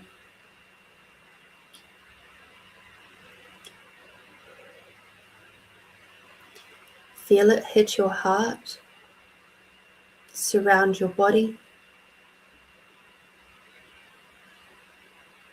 move through your throat, through all your chakras, up through your third eye, through your crown, down your heart, through your solar plexus and your sacral, through your base chakra, all the way down to your tippy toes and out to the tips of your fingers. Feel their love rolling through you. Feel the intensity. Receive it. Receive, receive, receive. Lower those barriers all the way down to the ground and keep them down so that you can receive this love to an even greater level than you've ever received before. And it's okay if you're crying.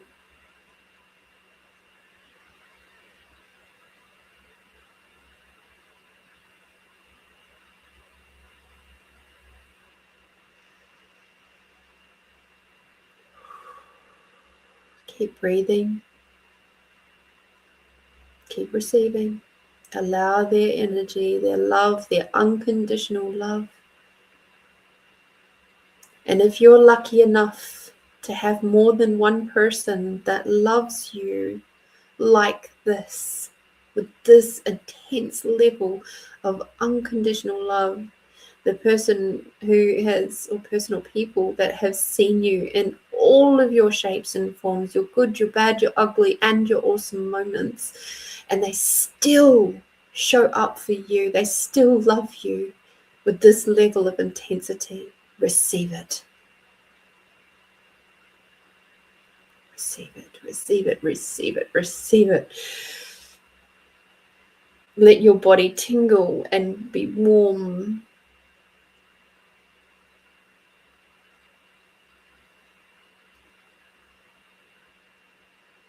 let it inform you of how wonderful and magical you are.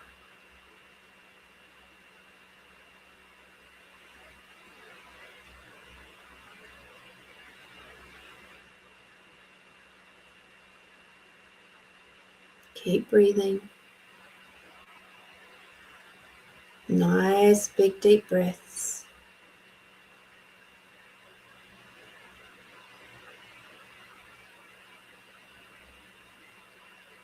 And as you expand out your awareness again, you might even perceive that there's not only that one person, or maybe two people, that would like to contribute to you right now.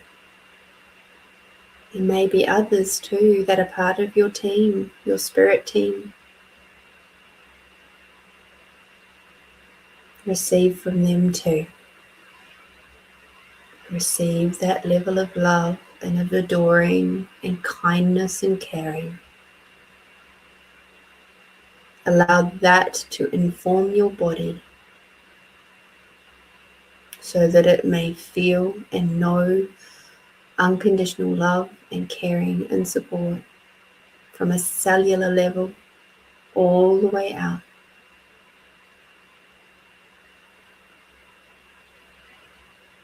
Beautiful.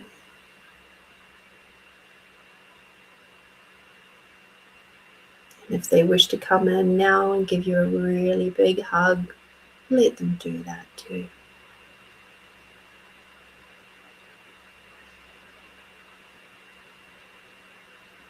Allow yourself to be surrounded,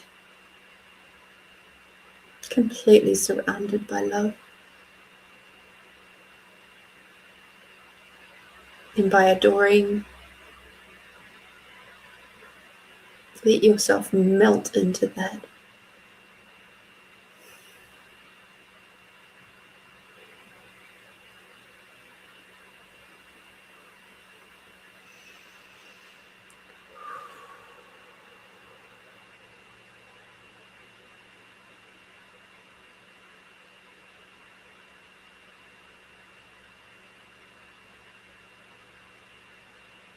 Beautiful.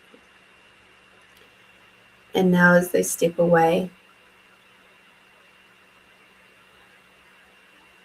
perceive how different your body now feels. Feel the strength, the courage, and a huge expansiveness of love in your heart for those around you, but mostly for yourself, so that you can now do and move through this world with more ease, more confidence, more courage.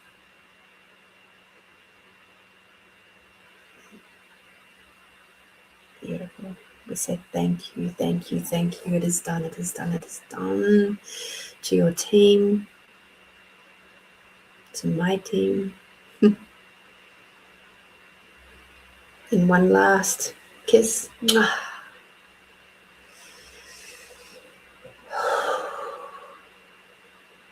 As that most special person fades off to the background again, I invite you now to step underneath the big, beautiful crystalline waterfall, the water flowing over and through your body, just washing away any other little fragments that is holding you back from feeling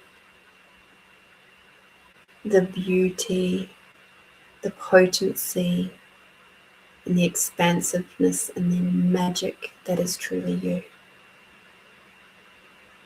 Stepping out onto the big warm river rock, warmed by Father Sky, provided by Mother Earth. Big breath in, big breath out. Big breath in, bring Mother Earth energy all the way up. Big breath out, bring Father Sky energy all the way down.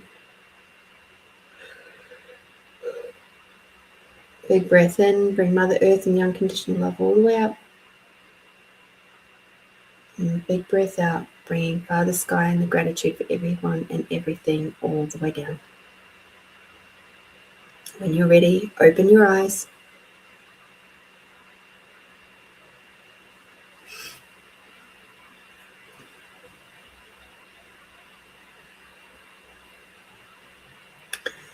For self-care, please drink some water now.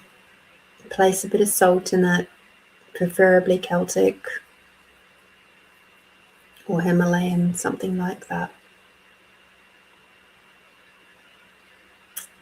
I hope you felt the love as much as I did.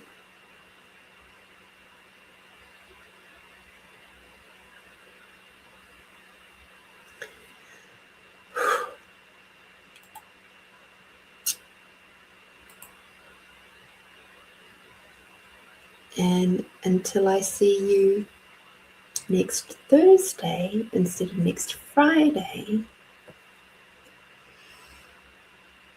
please get out there, do something tasty for yourself. If possible, every single day. And until I see you next time, be bold, be brave, and be you, my beautiful friend. See you soon. Bye-bye for now.